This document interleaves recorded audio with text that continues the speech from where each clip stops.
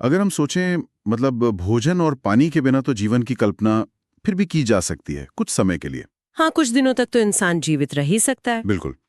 लेकिन अगर वायु ना हो, हवा ना हो, तो कुछ मिनट भी जीवित रहना असंभव है। एकदम असंभव। और मजे की बात देखिए कि ये एक ऐसा आवरण है जो पूरी तरह से अदृश्य है। हाँ, न कोई रंग है और न ही कोई गंध। हम्म फिर भी पृथ्वी पर हर प्रकार का जीवन इसी पर निर्भर है। तो आज के इस गहन विश्लेषण में हम इसी वायुमंडल की जटिलताओं को खोलने वाले हैं।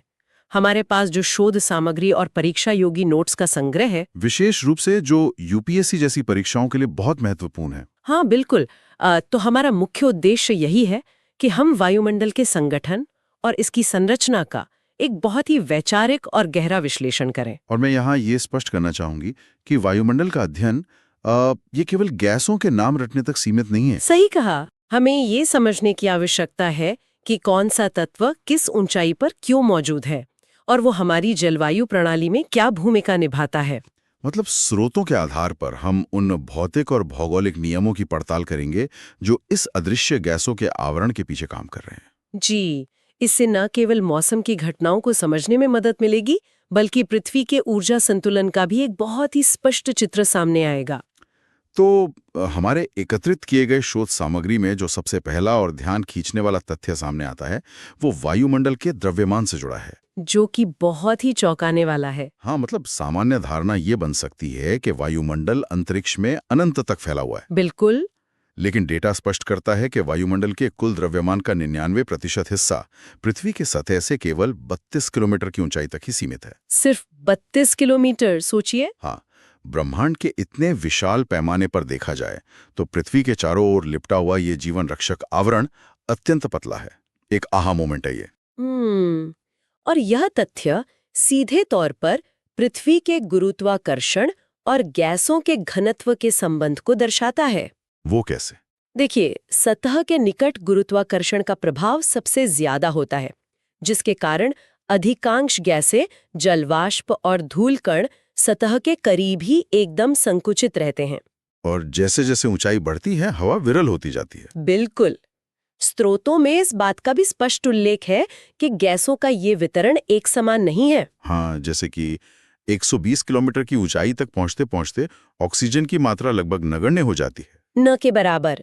इसी प्रकार कार्बन डाइऑक्साइड और जलवाष्प को ही ले लीजिए, जो मौसम विज्ञान की दृष्टि से बहुत ही महत्वपूर्ण है। जी, वे पृथ्वी की सतह से केवल 90 किलोमीटर की ऊंचाई तक ही पाए जाते हैं।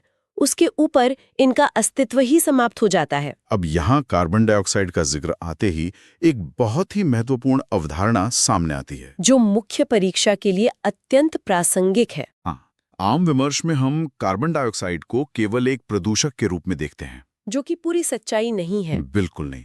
मौसम विज्ञान में इसका एक बहुत ही जटिल और कहें तो दोहरा चरित्र सामने आता है। और इसी दोहरे चरित्र को समझे बिना जलवायु परिवर्तन के विज्ञान को नहीं समझा जा सकता। तो मैं चाहता हूं कि आप इस दोहरे चरित्र के बारे में थोड़ा विस्तार से बताएं। जरूर। इस दोहरे चरित्र का मूल दरअसल भौतिकी के विकिरण नियमों में छिपा है। सूर्य से जो ऊर्जा पृथ्वी तक पहुंचती है उसे आने वाला सौर विकिरण या शॉर्टवेव रेडिएशन कहते हैं। छोटी तरंगदैर्ध्य वाली ऊर्जा। हाँ।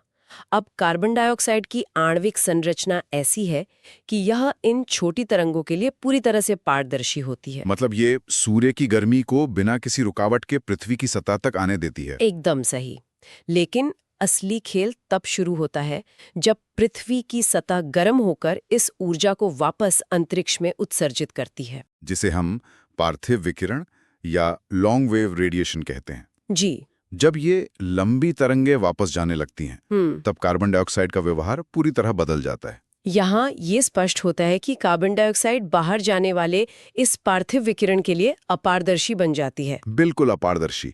सतह से वापस लौटती हुई इस गर्मी को ये गैस सोख लेती है और उसके एक बड़े हिस्से को वापस पृथ्वी की सतह की ओर ही ढकेल देती है, प्रतिबिंबित कर देती है। हाँ, और ऊर्जा के इसी ठहराव के कारण ग्रीन हाउस प्रभाव उत्पन्न होता है। जो पृथ्वी को एक जीवन अनुकूल तापमान प्रदान करता है। वरना पृथ्वी तो जम जाती। सही कहा। लेकिन अध्ययन में इस बात पर भी जोर दिया गया है कि जीवाश्म ईंधन के लगातार जलने से वायुमंडल में कार्बन डाइऑक्साइड का आयतन लगातार बढ़ रहा है। और इसी प्राकृतिक ग्रीनहाउस प्रभाव के तेज होने से वैश्विक तापमान में वृद्धि दर्ज की जा रही है। तापीय संतुलन के बाद अगर रक्षात्मक आवरण की बात करें तो ओजोन की भूमिका बहुत अहम हो जाती है। हाँ, ओजोन गैस जो पृथ्वी की सतह से 10 से 50 किलोमीटर की ऊंचाई के बीच पाई जाती है।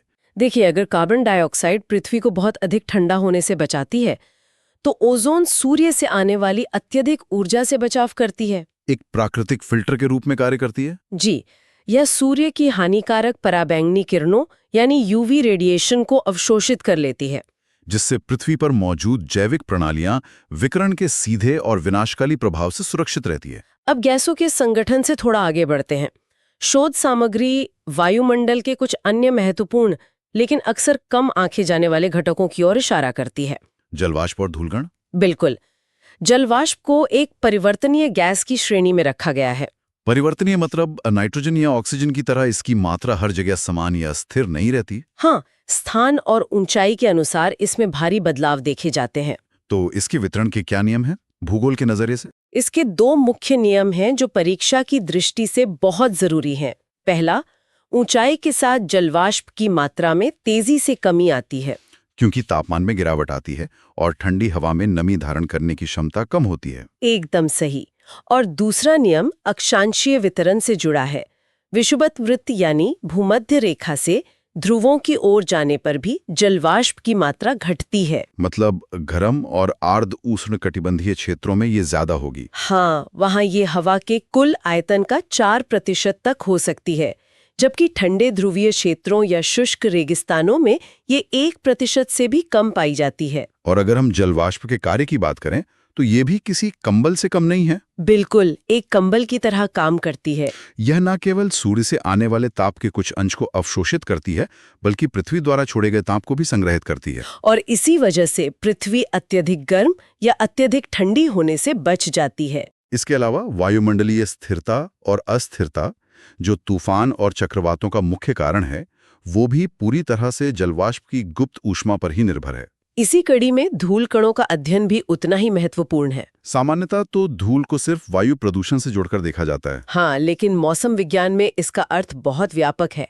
इसमें हवा में तैरने वाली महीन मिट्टी, समुद्री नमक के कण, धुएं की कालिमा, ज्वालामुखी की राख, जी, और यहाँ तक कि अंतरिक्ष से आने वाले उल्का पिंडों के टूटे हुए सूक्ष्म कण भी शामिल होते हैं। ये सभी कण मौसम के निर्माण की बुनियाद रखते हैं। बादल और वर्षा के निर्माण की प्रक्रिया में इन कणों की भूमिका बहुत ही रोचक है। बिल्कुल, ये सूक्ष्म कण आर्द्रताग्राही केंद्र या कहें तो हाइग्रोस्कोपिक न्यूक्लियाई के रूप में कार्य करते हैं। चूंकि जलवाष्प को संघनित होने और पानी की बूंदों का रूप लेने के लिए एक ठोस सतह की आवश्यकता होती है, और धूल तथा समुद्री नमक के ये कण जलवाष्प को अपनी ओर आकर्षित करते हैं। और इन्हीं के चारों ओर संघनन की प्रक्रिया होती है, जिससे बादलों, कोहरे और कुहासे का निर्माण होता है। सोचिए, बिना इन कणों के वायुमंडल में 70% से अधिक आर्द्रता होने पर भी बारिश की बूंदों का बनना लगभग असंभव हो जाएगा। ये एक बहुत ही अद्भुत बात है।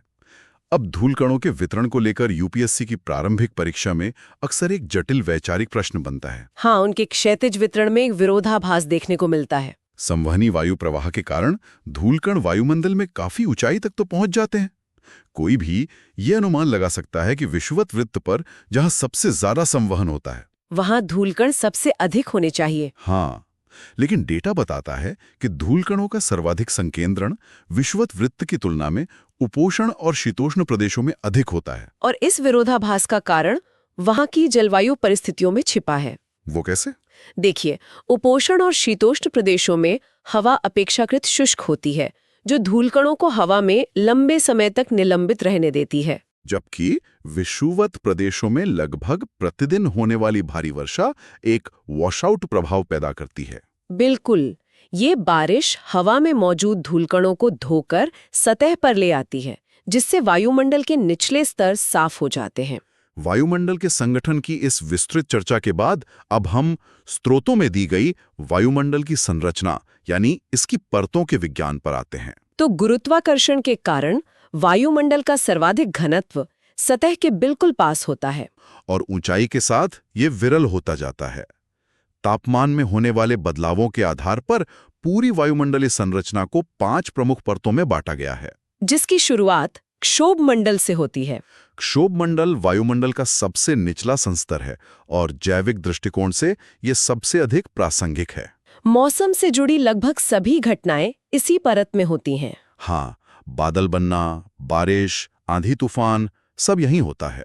क्योंकि अधिकांश जलवाष्प और धूलकण यहीं मौजूद होते हैं। अब क्षोभ मंडल की ऊंचाई को लेकर जो तथ्य सामने आता है, वो भूगोल के विद्यार्थियों के लिए एक प्रमुख फोकस एरिया है। जी, इस परत की औसत ऊंचाई 13 किलोमीटर है, लेकिन ध्रुवों पर ये परत केवल 8 किलोमीटर ऊंची है। जबकि विषुवत वृत्त पर इसकी ऊंचाई 18 किलोमीटर तक पाई जाती है। विषुवत वृत्त पर इस परत की अधिक मोटाई के पीछे तापीय गतिकी काम करती है। वो कैसे काम करती है? भूमध्य रेखा पर सूर्य की किरणें वर्ष भर लगभग सीधी पड़ती हैं, जिससे वहां अत्यधिक ऊष्मा उत्पन्न होती है। ये ऊष्मा सतह की हवा को गर्म करती है और गर्म हवा हल्की होकर ऊपर उठती है। इन अत्यंत शक्तिशाली संवहनी वायु प्रवाहों के कारण ऊष्मा और हवा का संवहन 18 किलोमीटर की ऊंचाई तक होता है। और इसीलिए वहां क्षोभ मंडल का विस्तार अधिक होता है। इसी परत में तापमान के सामान्य ह्रास दर का नियम भी लागू होता है, जहां प्रत्येक 165 मीटर की ऊंचाई पर तापमान में 1 डिग्री सेल्सियस की गिरावट आती है। ऊंचाई के साथ तापमान के घटने का ये नियम क्षोभ सीमा यानी ट्रोपोपॉज को समझने के लिए बहुत आवश्यक है। क्षोभ सीमा वो संक्रमण क्षेत्र है जो क्षोभ मंडल को उसके ऊपर स्थित समताप मंडल से अलग करता है। और यहाँ एक बहुत ही चौंकाने वाला तापीय विरोधाभास देखने को मिलता है। हाँ, स्रोतों में दिया है कि ध्रुवों के ऊपर क्षोभ सीमा का तापमान लगभग -45 डिग्री सेल्सियस होता है, जबकि विषुवत वृत्त के ऊपर इसी सीमा पर तापमान गिरकर -80 डिग्री सेल्सियस तक पहुंच जाता है। सतही तौर पर देखा जाए तो ये बहुत अटपटा लगता है कि सबसे गर्म भूमध्य रेखा के ठीक ऊपर वायुमंडल सबसे अधिक ठंडा क्यों है। इस विरोधाभास का उत्तर क्षोभ मंडल की ऊंचाई और ह्रास दर में ही छिपा है। अच्छा, क्योंकि ध्रुवों पर संवहनीय धाराएं कमजोर होती हैं, तो हवा केवल 8 किलोमीटर तक ही ऊपर उठ पाती है। इसलिए तापमान गिरने की प्रक्रिया केवल 8 किलोमीटर तक ही चलती है और तापमान -45 डिग्री पर रुक जाता है। इसके विपरीत विषुवत वृत्त पर हवा 18 किलोमीटर तक लगातार ऊपर उठती रहती है और ठंडी होती रहती है। इतने लंबे सफर के कारण वहां तापमान -80 डिग्री सेल्सियस तक गिर जाता है। और क्षोभ सीमा की सबसे बड़ी विशेषता ये है कि यहाँ पहुंचकर तापमान का गिरना बंद हो जाता है और वो कुछ समय के लिए स्थिर हो जाता है। इस स्थिरता के बाद समताप मंडल की शुरुआत होती है, जो क्षोभ सीमा से लेकर 50 किलोमीटर की ऊंचाई तक फैला हुआ है। इस परत की सबसे बड़ी विशेषता ओजोन गैस की उपस्थिति है, जिस पर हमने पहले ही चर्चा की है। चूंकि ओजोन सूर्य की पराबैंगनी किरणों को अवशोषित करती है, इसलिए इस परत में ऊंचाई बढ़ने के साथ तापमान फिर से बढ़ने लगता है। समताप मंडल के ठीक ऊपर मध्य मंडल का विस्तार है, जो 50 से 80 किलोमीटर के बीच स्थित है। यहाँ ओजोन का प्रभाव समाप्त हो जाता है, इसलिए तापमान एक बार फिर तेजी से गिरने लगता है। और 80 किलोमीटर की ऊंचाई यानी मध्य सीमा तक पहुंचते पहुंचते ये -100 डिग्री सेल्सियस तक गिर जाता है, जो पूरे वायुमंडल का सबसे ठंडा बिंदु है। मध्य सीमा के बाद वायुमंडलीय संरचना एक बहुत ही तकनीकी चरण में प्रवेश करती है। 80 किलोमीटर से लेकर 400 किलोमीटर की ऊंचाई तक आयन मंडल स्थित है। यह परत अपनी तापीय विशेषता के बजाय अपनी विद्युत चुंबकीय विशेषताओं के लिए जानी जाती है। अत्यधिक ऊंचाई और विरल गैसों के बावजूद सूर्य से आने वाले उच्च ऊर्जा विकिरण जैसे एक्स-रे और गामा किरणें यहाँ मौजूद गैस के अणुओं से टकराती हैं और उनके इलेक्ट्रॉनों को अलग कर देती हैं। इस प्रक्रिया के परिणाम स्वरूप वहाँ विद्युत आवेशित कणों का निर्माण होता है, जिन्हें आयन कहा जाता है। हमारी आधुनिक संचार व्यवस्था पूरी तरह से इन्हीं विद्युत आवेशित कणों की उपस्थिति पर निर्भर करती है। पृथ्वी की सतह से जो रेडियो तरंगें संचारित की जाती हैं, वे अंतरिक्ष में खो जाने के बजाय इसी आयन मंडल से टकराती हैं और वापस पृथ्वी की ओर परावर्तित हो जाती हैं। इसी वैज्ञानिक परिघटना के कारण लंबी दूरी का बेतार संचार और रेडियो प्रसारण संभव हो पाता है। तापीय दृष्टिकोण से देखा जाए तो सौर विकिरण के लगातार अवशोषण के कारण इस परत में ऊंचाई बढ़ने के साथ तापमान में एक बार फिर लगातार वृद्धि होनी शुरू हो जाती है। वायुमंडल के ऊपर वायुमंडल का सबसे अंतिम और सबसे बाहरी संस्तर आता है, जिसे बहिर्मंडल कहा जाता है। यह क्षेत्र अत्यंत विरल है। यहाँ गैसों का घनत्व इतना कम होता है कि अणुओं के बीच टकराव लगभग ना के बराबर होता है।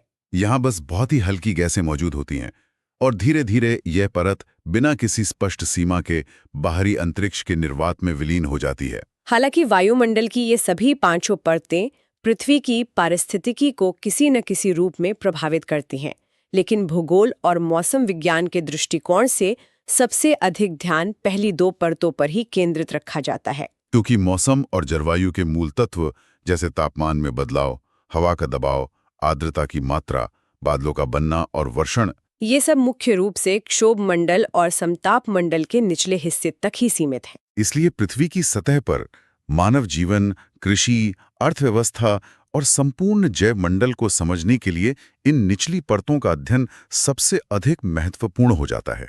इस संपूर्ण विश्लेषण को समेटते हुए ये स्पष्ट रूप से देखा जा सकता है कि वायुमंडल गैसों का कोई स्थिर या बेतरतीब भंडार नहीं है। बिल्कुल नहीं। ये एक अत्यंत गतिशील और नाजुक रूप से संतुलित प्रणाली है। गुरुत्वाकर्षण द्वारा बांधी गई परतों की ये संरचना, जिसमें पारदर्शी गैसें तापीय संतुलन बनाती हैं और सूक्ष्म धूल कण बादलों को जन्म देते हैं, एक जटिल मशीन की तरह काम करती है।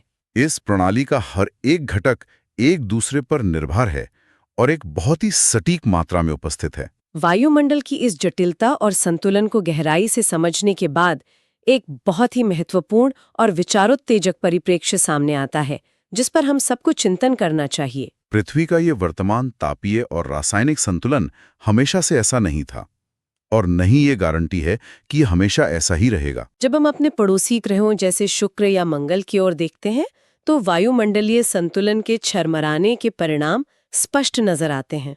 तो सोचने वाली बात यह है कि क्या एक ग्रहीय प्रणाली में ये संभव है कि प्राकृतिक या मानवीय हस्तक्षेप के कारण वायुमंडल का ये नाजुक कवच रनअवे प्रभाव का शिकार हो जाए, जहां या तो वातावरण अत्यधिक सघन होकर गर्मी को पूरी तरह कैद कर ले या फिर धीरे धीरे अंतरिक्ष में छिन्न भिन्न हो जाए।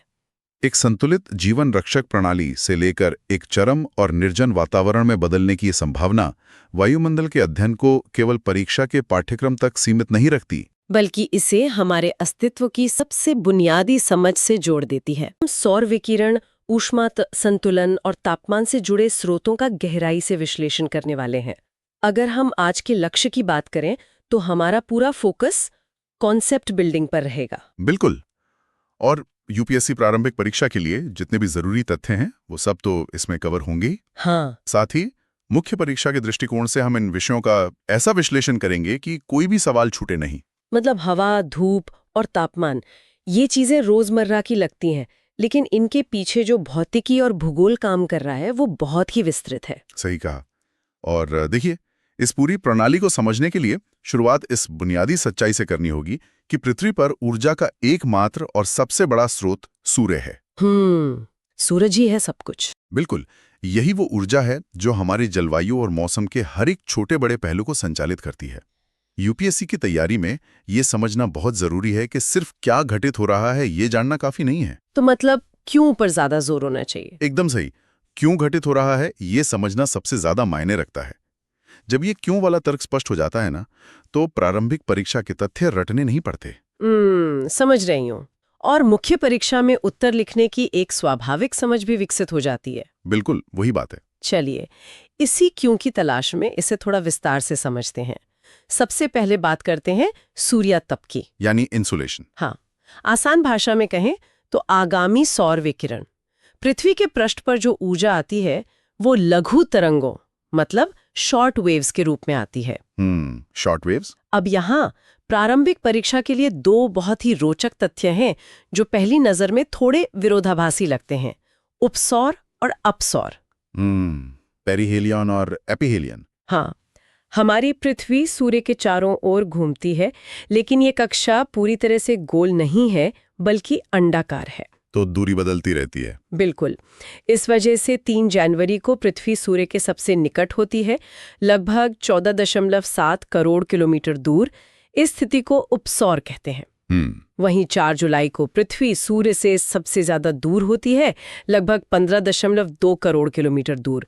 इसे अपसौर कहा जाता है। यहाँ जो बात सबसे आकर्षक है वो ये है कि एक सामान्य समझ ये कहेगी कि अगर 3 जनवरी को पृथ्वी सूर्य के सबसे करीब है और उसे सबसे ज्यादा सूर्य तप मिल रहा है तो उस समय भयंकर गर्मी होनी चाहिए। हाँ, लॉजिक तो यही कहता है। लेकिन उत्तरी गोलार्ध में तो जनवरी में कड़ाके की ठंड पड़ रही होती है।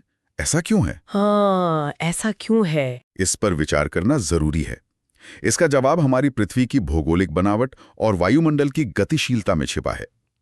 दरअसल भूमि और समुद्र का जो वितरण है और वायुमंडल का जो विशाल परिसंचरण तंत्र है, वो दूरी से पैदा होने वाली इस भिन्नता के प्रभाव को काफी हद तक बेअसर कर देता है। अच्छा, मतलब दूरी का प्रभाव उतना नहीं पड़ता। बिल्कुल।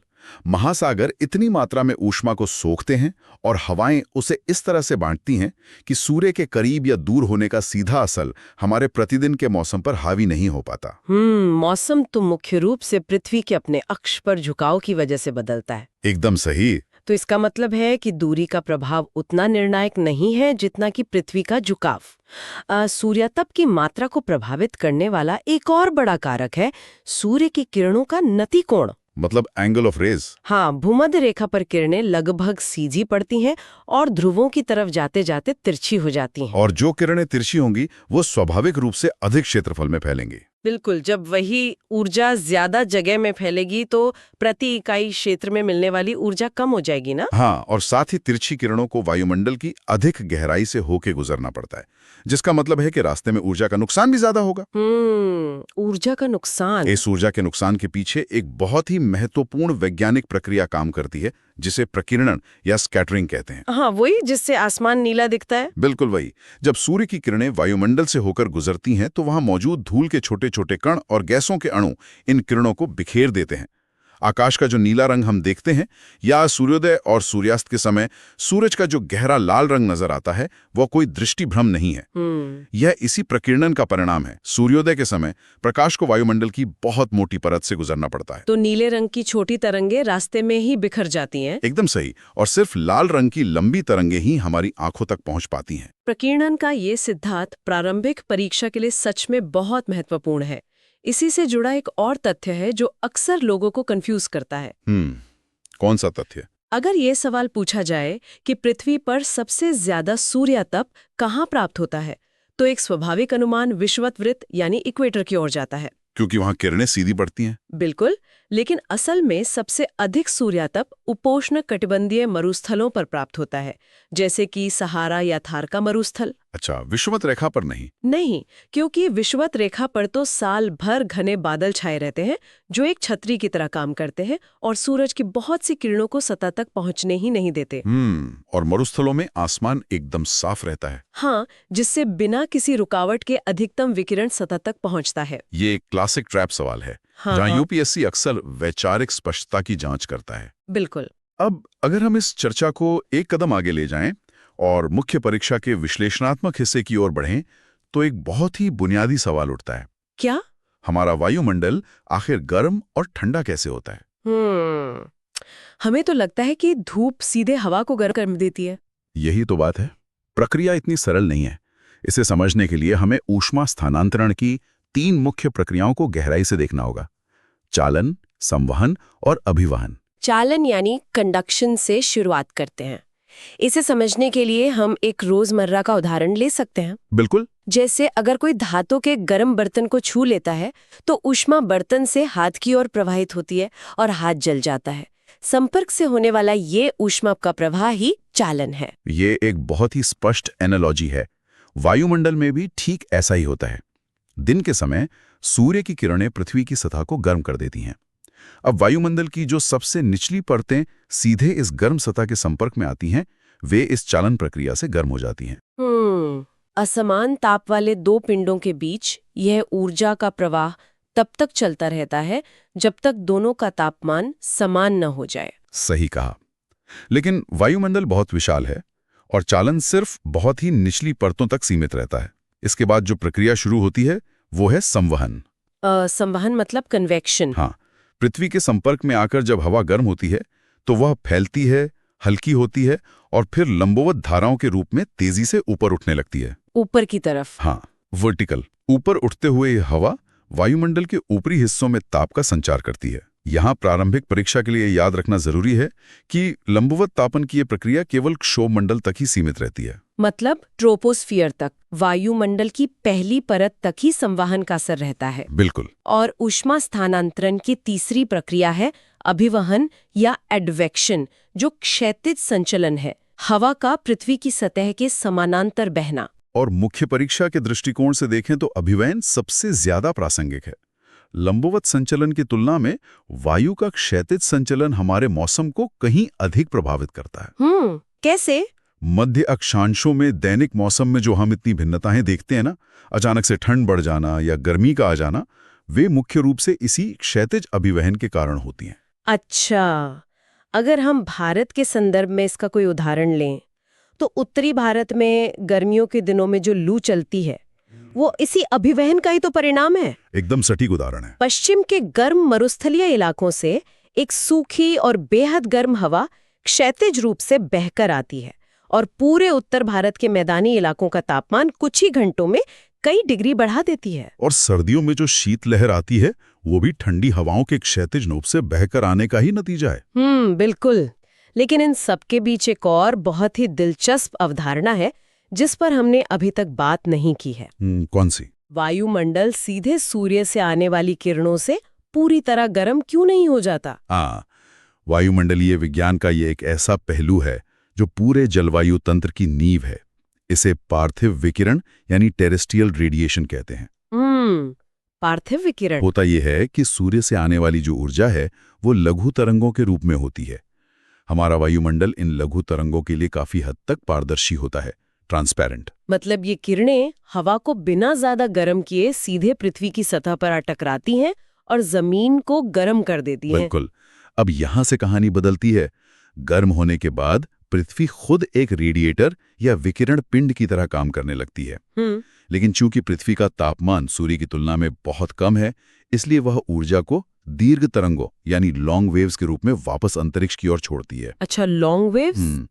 और हमारे वायुमंडल में जो कार्बन डाइऑक्साइड और मीथेन जैसी गैसें मौजूद हैं, वे इन दीर्घ तरंगों को अंतरिक्ष में भागने से रोक लेती हैं और उन्हें सोख लेती हैं। ग्रीन हाउस गैसें। तो इसका निष्कर्ष ये निकलता है कि हमारा वायुमंडल ऊपर से आने वाली सूरज की गर्मी से उतना नहीं गर्म होता जितना नीचे से पृथ्वी द्वारा छोड़ी गई गर्मी से गर्म होता है। एकदम सही। वायुमंडल का मुख्य रूप से नीचे से गर्म होना एक बहुत ही महत्वपूर्ण तथ्य है। अब इस पूरी चर्चा को एक बड़े परिप्रेक्ष्य में देखते हैं। हम लगातार ऊष्मा के आने और जाने की बात कर रहे हैं, तो क्या पृथ्वी लगातार गर्म होती जा रही है? नहीं, यहीं पर प्रवेश होता है पृथ्वी के ऊष्मा बजट का। Earth's heat budget. हाँ, पृथ्वी न तो बहुत ज्यादा गर्म हो रही है और न ही बहुत ज्यादा ठंडी, क्योंकि ऊष्मा का एक बहुत ही सटीक संतुलन बना रहता है। इस ऊर्जा के 100 यूनिट मॉडल को समझना परीक्षा के लिए बहुत जरूरी है। चलिए इस मॉडल को समझते हैं। इस 100 यूनिट मॉडल को हम एक वित्तीय बजट या सैलरी की तरह समझ सकते हैं, जिससे चीजें आसान हो जाएं। मान लीजिए कि सूर्य से पृथ्वी के वायुमंडल की ऊपरी सीमा पर कुल 100 यूनिट ऊर्जा प्राप्त होती है। अब इसमें से 35 इकाइयां तो ऐसी हैं जिनका पृथ्वी के जलवायु तंत्र में कोई इस्तेमाल ही नहीं होता। ये पृथ्वी के धरातल को गर्म करने से पहले ही अंतरिक्ष में परावर्तित कर दी जाती हैं, रिफ्लेक्ट हो जाती हैं। अच्छा, इसे पृथ्वी का एल्बिडो कहते हैं ना? बिल्कुल, एल्बिडो। एल्बिडो को हम गर्मियों में पहने जाने वाले कपड़ों से समझ सकते हैं। जब हम चिलचिलाती धूप में काले रंग की शर्ट पहनकर जाते हैं तो बहुत गर्मी लगती है, क्योंकि काला रंग धूप को सोख लेता है। सही बात है। लेकिन अगर हम सफेद रंग की शर्ट पहने तो गर्मी कम लगती है, क्योंकि सफेद रंग धूप की किरणों को वापस फेंक देता है, रिफ्लेक्ट कर देता है। पृथ्वी के साथ भी हूबहू यही प्रक्रिया होती है। ये एक बहुत ही सटीक तुलना है। पृथ्वी के एल्बिडो की उन 35 इकाइयों का हिसाब कुछ इस तरह है। 100 में से 27 इकाइयां तो बादलों के ऊपरी छोर से ही टकराकर एक विशाल दर्पण की तरह अंतरिक्ष में वापस लौट जाती हैं। 27 तो बादलों ने ही लौटा दी। हाँ, 2 इकाइयां पृथ्वी के उन इलाकों से वापस लौटती हैं जो बर्फ से ढके हैं, जैसे ध्रुवीय क्षेत्र या ऊंचे पहाड़, क्योंकि बर्फ का रंग सफेद होता है और उसका एल्बिडो बहुत ज्यादा होता है। बिल्कुल। और बची 6 इकाइयां वायुमंडल में प्रकीर्णन द्वारा सीधे अंतरिक्ष में वापस चली जाती हैं। तो 100 में से ये 35 इकाइयां बिना हमारा तापमान बढ़ाए लौट गई। तो अब हमारी पृथ्वी के पास इस्तेमाल करने के लिए कुल 65 इकाइयां बची। हाँ, 65। अब इस 65 का हिसाब कैसे होता है? इन 65 इकाइयों में से 14 इकाइयां वायुमंडल के भीतर मौजूद गैसों और जलवाष्प द्वारा सीधे अवशोषित कर ली जाती हैं। अब्जॉर्ब हो जाती है। ठीक है। बची हुई 51 इकाइयां पृथ्वी के धरातल तक पहुंचती हैं और उसे गर्म करती हैं। अब पृथ्वी अपना हिसाब चुकता करना शुरू करती है। पृथ्वी इन 51 इकाइयों को पार्थिव विकिरण के रूप में वापस लौटाती है। इसमें से 17 इकाइयां तो सीधे अंतरिक्ष में चली जाती है बिना वायुमंडल को प्रभावित किए, और बाकी की 34 इकाइयां हमारा वायुमंडल सोख लेता है। इसे अगर जोड़ें तो वायुमंडल के पास अब कुल कितनी इकाइयां हो गईं? 14 इकाइयां जो उसने सीधे सूर्य से आते हुए सोख ली थीं और 34 इकाइयां जो पृथ्वी ने गर्म होने के बाद उसे दी। बिल्कुल। तो कुल मिलाकर 48 इकाइयां वायुमंडल के पास जमा हो गईं। और अंत में संतुलन बनाए रखने के लिए वायुमंडल इन पूरी 48 इकाइयों को अंतरिक्ष में वापस विकिरित कर देता है, रेडिएट कर देता है। तो अगर हम कुल वापसी का गणित देखें, 17 इकाइयां जो पृथ्वी ने सीधे अंतरिक्ष में भेजी और 48 इकाइयां जो वायुमंडल ने अंतरिक्ष में भेजी, 17 और 48 को मिलाने पर कुल 65 इकाइयां होती हैं। हाँ, यानी जितनी 65 इकाइयां अवशोषित हुई थीं, उतनी ही 65 इकाइयां वापस अंतरिक्ष में चली गईं।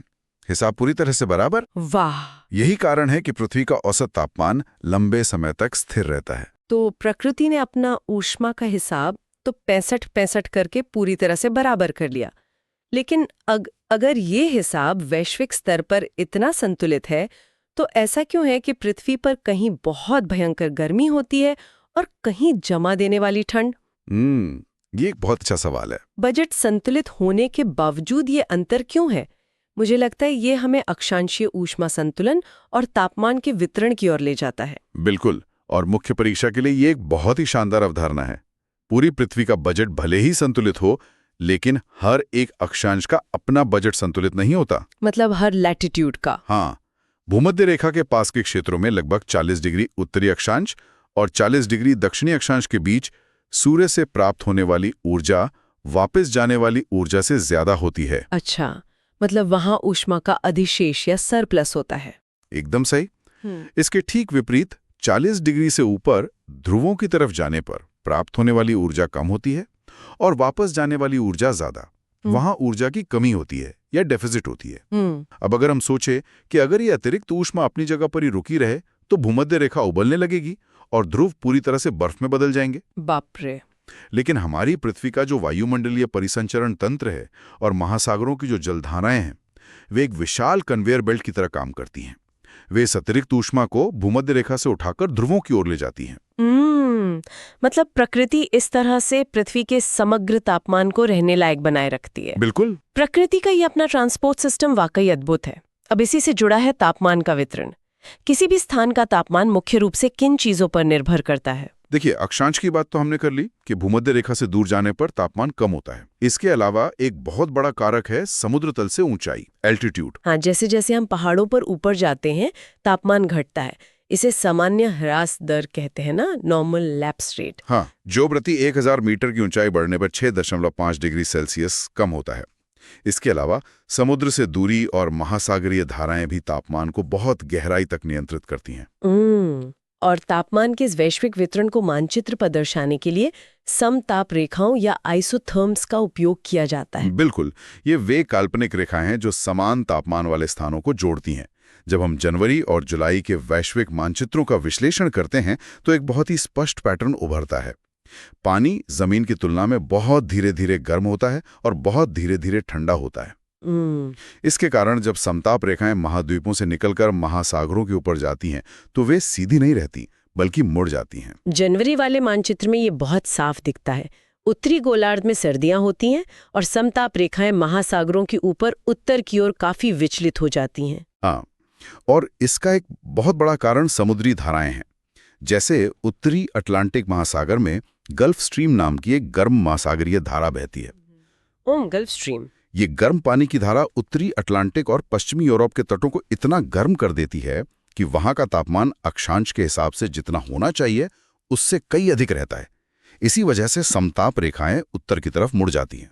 और इसकी ठीक विपरीत प्रभाव हमें विशाल महाद्वीपों के आंतरिक हिस्सों में देखने को मिलता है, जिसे महाद्वीपीयता कहते हैं, कॉन्टिनेंटलिटी। बिल्कुल, जब हम समुद्र से बहुत दूर होते हैं तो पानी का जो तापमान को समकारी रखने वाला प्रभाव है वो खत्म हो जाता है। इसका सबसे बेहतरीन उदाहरण यूरेशिया का आंतरिक भाग है। जैसे साइबेरिया। हाँ, अगर हम साइबेरिया के वर्खोयांस्क जैसे शहर की बात करें तो वहाँ सर्दियों में तापमान -50 डिग्री सेल्सियस तक गिर जाता है और गर्मियों में +30 डिग्री सेल्सियस तक पहुंच सकता है। बाप रे, पूरे साल में तापमान का यह अंतर लगभग 80 डिग्री का हो गया। हाँ, 60 डिग्री से भी ज्यादा का तापांतर होता है। वहीं अगर हम मुंबई जैसे किसी तटीय शहर को देखें जहां समुद्र का प्रभाव है, तो वहां पूरे साल तापमान 25 से 35 डिग्री सेल्सियस के बीच ही रहता है। तो महाद्वीपों के अंदर भूमि का चरम प्रभाव स्पष्ट रूप से दिखता है। वर्खोयांस्क और मुंबई की ये तुलना महाद्वीपीयता के कॉन्सेप्ट को बिल्कुल शीशे की तरह साफ कर देती है। अब यहाँ जो बात है ना, वो वाकई बहुत दिलचस्प है। हमने अभी बात की सामान्य ह्रास दर की, यानी ऊंचाई के साथ तापमान का घटना। लेकिन क्या कभी ऐसा होता है कि हम ऊपर की तरफ जाएं और तापमान घटने के बजाय बढ़ने लगे? सुनने में अजीब लगता है, लेकिन इसे तापमान का व्युत्क्रमण कहते हैं, टेम्परेचर इन्वर्जन। ये तो यूपीएससी का एक बहुत ही कोर कॉन्सेप्ट है। हाँ, सामान्य नियम का उलट जाना ही व्युत्क्रमण है। ये स्थिति अक्सर बहुत थोड़े समय के लिए या स्थानीय स्तर पर होती है, लेकिन इसके प्रभाव मौसम और मानव जीवन पर बहुत गहरे होते हैं। इसके लिए कुछ आदर्श दशाएं होनी आवश्यक है ना? बिल्कुल। जैसे सर्दियों की लंबी रातें हों, आसमान में कोई बादल ना हो ताकि विकिरण आसानी से हो सके और हवा बिल्कुल शांत हो। तो इसमें होता क्या है? होता यह है कि दिन भर में पृथ्वी ने जो ऊष्मा प्राप्त की होती है, वो लंबी सर्दियों की रात में वापस अंतरिक्ष में विकिरित कर दी जाती है। सुबह होने तक पृथ्वी की सतह अपनी सारी गर्मी खोकर अत्यधिक ठंडी हो जाती है। सतह के ठंडे होने के कारण उसके ठीक ऊपर संपर्क में रहने वाली हवा भी ठंडी और भारी हो जाती है। लेकिन उस ठंडी हवा की परत के ठीक ऊपर हवा की एक अपेक्षाकृत गर्म परत मौजूद रहती है। मतलब नीचे ठंडी हवा और उसके ऊपर गर्म हवा। हाँ, इसे ही तापमान का व्युत्क्रमण कहते हैं। सर्दियों की सुबह जो घना कोहरा बनता है, वो इसी व्युत्क्रमण का एक आम परिणाम है। तो व्युत्क्रमण में नीचे की हवा ठंडी होकर भारी हो जाती है और ऊपर की हवा गर्म रहती है। पहाड़ी क्षेत्रों में इस घटना का एक बहुत ही व्यावहारिक और प्राकृतिक उदाहरण देखने को मिलता है। अब घाटी व्युत्क्रमण की बात कर रही हैं, वैली इन्वर्जन। हाँ, जिसे वायु अपवाह या एयर ड्रेनेज भी कहा जाता है। पहाड़ी घाटियों में ये घटना बहुत आम है। रात के समय पहाड़ियों की ऊंची चोटियों और ढलानों पर हवा बहुत तेजी से ठंडी होती है। क्योंकि ठंडी हवा भारी और सघन होती है, इसलिए वो गुरुत्वाकर्षण के प्रभाव में आकर ढलान के सहारे पानी की तरह नीचे की ओर बहने लगती है। बहते हुए यह ठंडी हवा घाटी की तली में जाकर जमा हो जाती है। अच्छा। अब जब ये ठंडी हवा नीचे आती है, तो वो घाटी में पहले से मौजूद गर्म हवा को ऊपर धकेल देती है। तो परिणाम ये होता है कि घाटी की तली में जमा देने वाली ठंडी हवा का एक पूल बन जाता है और उसके ऊपर ढलानों पर गर्म हवा मौजूद रहती है। एकदम सही।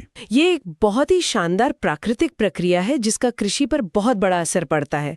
यही कारण है कि अगर हम हिमाचल प्रदेश में सेब के बागान देखें या दक्षिण भारत में कॉफी के बागान देखें, तो वे घाटी के बिल्कुल निचले हिस्से में नहीं लगाए जाते। उन्हें हमेशा पहाड़ों की ढलानों पर लगाया जाता है। हाँ, क्योंकि रात के समय वो जमा देने वाली ठंडी हवा नीचे तली में बैठ जाती है और ऊपर ढलानों पर मौजूद गर्म हवा की परत पौधों को पाले या फ्रॉस्ट से बचा लेती है। ठंडी हवा नीचे बैठकर एक तरह से घाटी को ऊपर की अत्यधिक ठंड से सील कर देती है। यह भूगोल और कृषि के अंतर संबंध का एक बेहतरीन उदाहरण है कि कैसे स्थानीय मौसम के पैटर्न मानवीय गतिविधियों को तय करते हैं। चलिए, अब अपनी इस चर्चा के कुछ मुख्य आहा क्षणों को संक्षेप में दोहरा लेते हैं, जो परीक्षा के दृष्टिकोण से सबसे ज्यादा मूल्यवान है। बिल्कुल। हमने समझा कि कैसे पृथ्वी के अपनी धुरी पर झुके होने और महासागरों की उपस्थिति के कारण उपसौर के समय हमारी पृथ्वी उबलती नहीं है।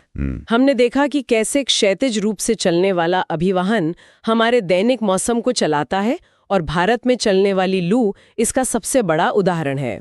ऊष्मा बजट पर बात करते हुए हमने जाना कि कैसे पृथ्वी का एल्बिडो 35 यूनिट ऊर्जा को बिना इस्तेमाल किए ही अंतरिक्ष में वापस ढकेलकर एक शील्ड का काम करता है।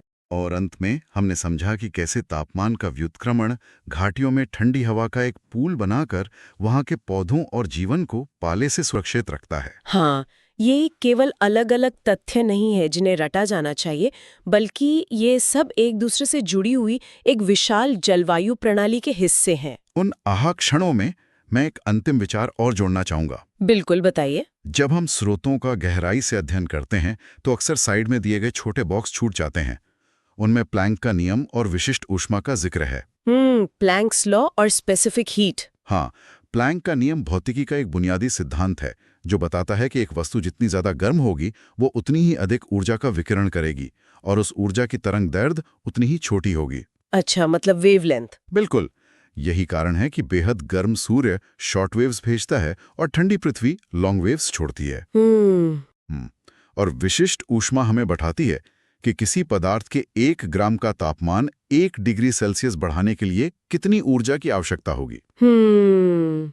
तो पानी की विशिष्ट ऊष्मा जमीन से बहुत ज्यादा होती है, इसीलिए पानी देर से गर्म और देर से ठंडा होता है। बिल्कुल, अगर हम सोचें तो भौतिक विज्ञान के ये बेहद सूक्ष्म नियम जो केवल 1 ग्राम पदार्थ या तरंगों के स्तर पर काम करते हैं, वे पूरी पृथ्वी के विशाल जलवायु तंत्र, महासागरों के गर्म या ठंडे होने की लंबी प्रक्रिया और हमारे वायुमंडल के पूरे ऊष्मा बजट को कैसे नियंत्रित और संचालित करते हैं। ये सच में सोचने पर मजबूर कर देने वाला परिप्रेक्ष्य है कि कैसे एकदम सूक्ष्म स्तर की भौतिकी वैश्विक स्तर के भूगोल की नींव रख रही है। ये एक ऐसा विचार है जिस पर हम सबको आगे और अध्ययन करना चाहिए। वायुमंडलीय परिसंचरण तथा मौसम प्रणालियां। बिल्कुल। और जो लोग संघ लोक सेवा आयोग यानी यूपीएससी जैसी परीक्षाओं की तैयारी कर रहे हैं, उनके लिए तो ये आज का विश्लेषण बहुत काम आने वाला है। एकदम सही कहा। हमारा असल मकसद सिर्फ रटे रटाए तथ्यों को दोहराना नहीं है।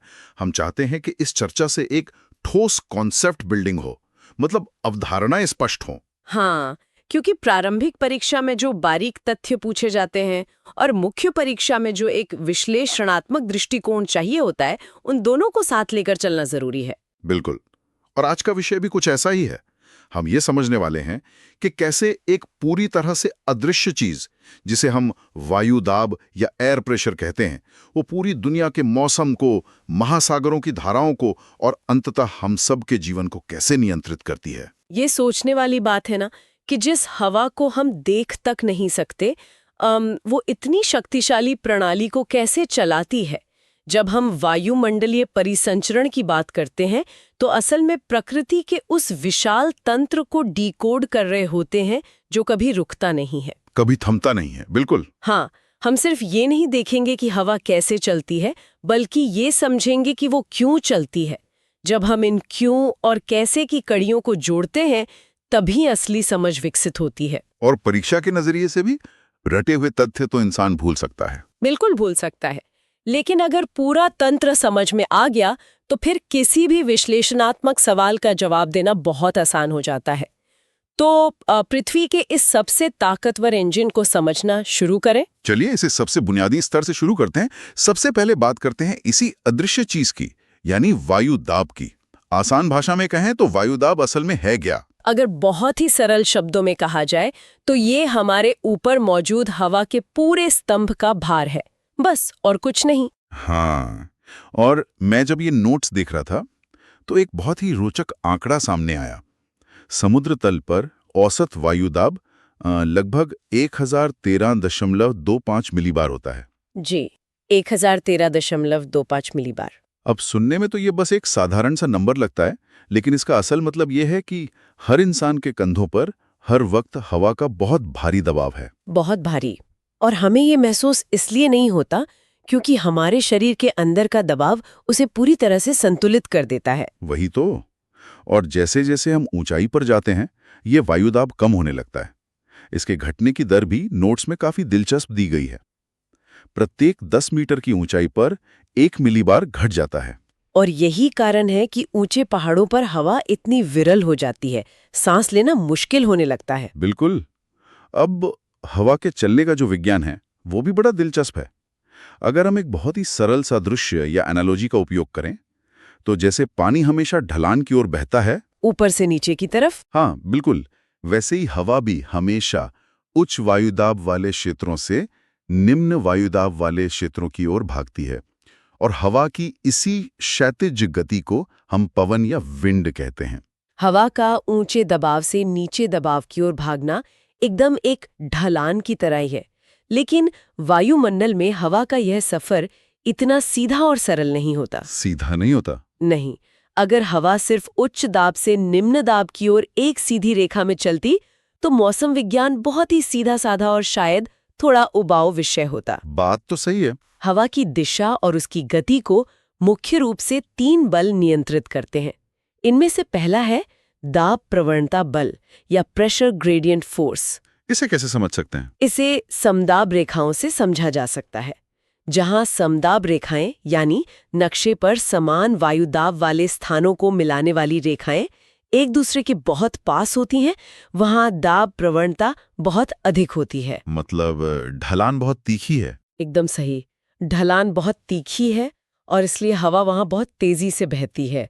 इसके बाद जो दूसरा महत्वपूर्ण बल है वो है घर्षण बल यानी फ्रिक्शनल फोर्स। हाँ, क्योंकि पृथ्वी की सतह कोई कांच की तरह चिकनी तो है नहीं। बिल्कुल नहीं, पहाड़ हैं, जंगल हैं, बड़ी बड़ी इमारतें हैं, ये सब हवा के रास्ते में रुकावट पैदा करते हैं। धरातल से लगभग 1 से 3 किलोमीटर की ऊंचाई तक ये घर्षण हवा की गति को काफी धीमा कर देता है। और शायद इसीलिए समुद्र की सतह पर हवाएं इतनी तेज चलती हैं, क्योंकि वहां घर्षण सबसे कम होता है। हाँ, वहां हवाओं को रोकने के लिए कोई बड़ी रुकावट नहीं होती। मैंने पढ़ा है कि इन दोनों बलों के अलावा एक तीसरा बल भी है जो हवा की दिशा को पूरी तरह से मोड़ देता है, कोरियोलिस बल। जी, कोरियोलिस बल। ये पृथ्वी के अपने अक्ष पर घूमने की वजह से पैदा होता है।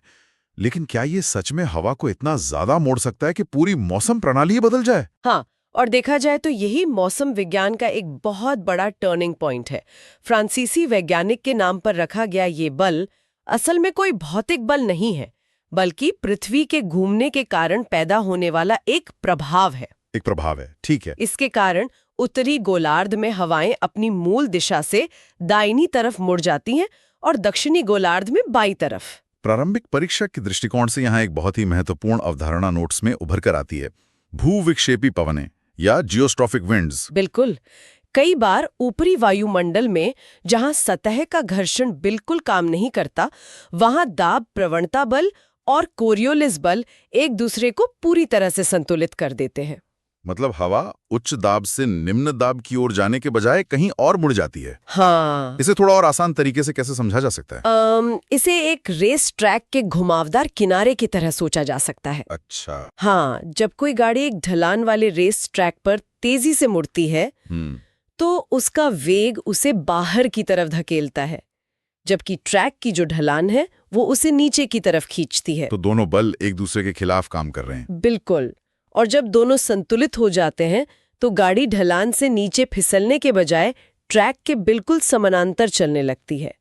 हवा के साथ भी ठीक ऐसा ही होता है। क्या बात है? जब दाब प्रवणता बल हवा को निम्न दाब की ओर खींचता है और कोरियोलिस बल उसे विपरीत दिशा में मोड़ता है, तो हवा समदाब रेखाओं को पार करने के बजाय उनके बिल्कुल समानांतर बहने लगती है। और इसे ही भूविक्षेपी पवन कहा जाता है। एकदम सही। और यहाँ एक तथ्य जो हमेशा याद रखना चाहिए वो ये है कि कोरियोलिस बल ध्रुवों पर सबसे अधिक होता है और विषुवत रेखा यानी भूमध्य रेखा पर बिल्कुल शून्य होता है। ये रेस ट्रैक वाला सादृश्य वाकई चीजों को बहुत साफ कर देता है। अब अगर हवा इस तरह से व्यवहार करती है तो पूरी पृथ्वी के स्तर पर इसका क्या असर होता है? इसका असर बहुत व्यापक है। अगर हम पृथ्वी को एक विशाल हीट इंजन के रूप में देखें तो हम जानते हैं कि विषुवत वृत्त के पास सूर्य की किरणें एकदम सीधी पड़ती हैं, इसलिए वहां भयंकर गर्मी होती है। और दूसरी ओर ध्रुवों पर भयंकर ठंड होती है। हाँ, और इसी तापमान के भारी अंतर के कारण हवा को पूरी पृथ्वी का चक्कर लगाना पड़ता है। विषुवत वृत्त पर एक क्षेत्र बनता है जिसे अंतः उष्ण कटिबंधीय अभिसरण क्षेत्र या ITCZ कहते हैं। वहां हवाएं बहुत ज्यादा गर्म होकर ऊपर उठने लगती हैं। और जब ये गर्म हवा ऊपर उठती है तो एक बहुत ही सुव्यवस्थित चक्र की शुरुआत होती है। मुख्य परीक्षा के उत्तरों के लिए इस वैश्विक परिसंचरण को कोशिकाओं या सेल्स के रूप में समझना बहुत जरूरी है। ये कोशिकाएं असल में हैं क्या? यह पूरी पृथ्वी पर तापीय ऊर्जा का संतुलन या हीट बैलेंस बनाए रखने का प्रकृति का अपना तंत्र है। इसे 3 मुख्य कोशिकाओं में बांटा जाता है। जी। पहली है हैडले कोष्ठ। उष्णकटिबंधीय क्षेत्रों में ITCZ पर जो गर्म हवा ऊपर उठती है वो ऊपरी वायुमंडल में ध्रुवों की ओर बहने लगती है। और फिर नीचे भी आती होगी? हाँ, यह लगभग 30 डिग्री उत्तर और दक्षिण अक्षांशों के पास ठंडी होकर नीचे बैठती है। नीचे बैठने के बाद ये हवा वापस विषुवत रेखा की ओर बहती है। ये जो पूरा एक गोल चक्र बना, इसे हेडले कोस्ट कहते हैं। समझ गया।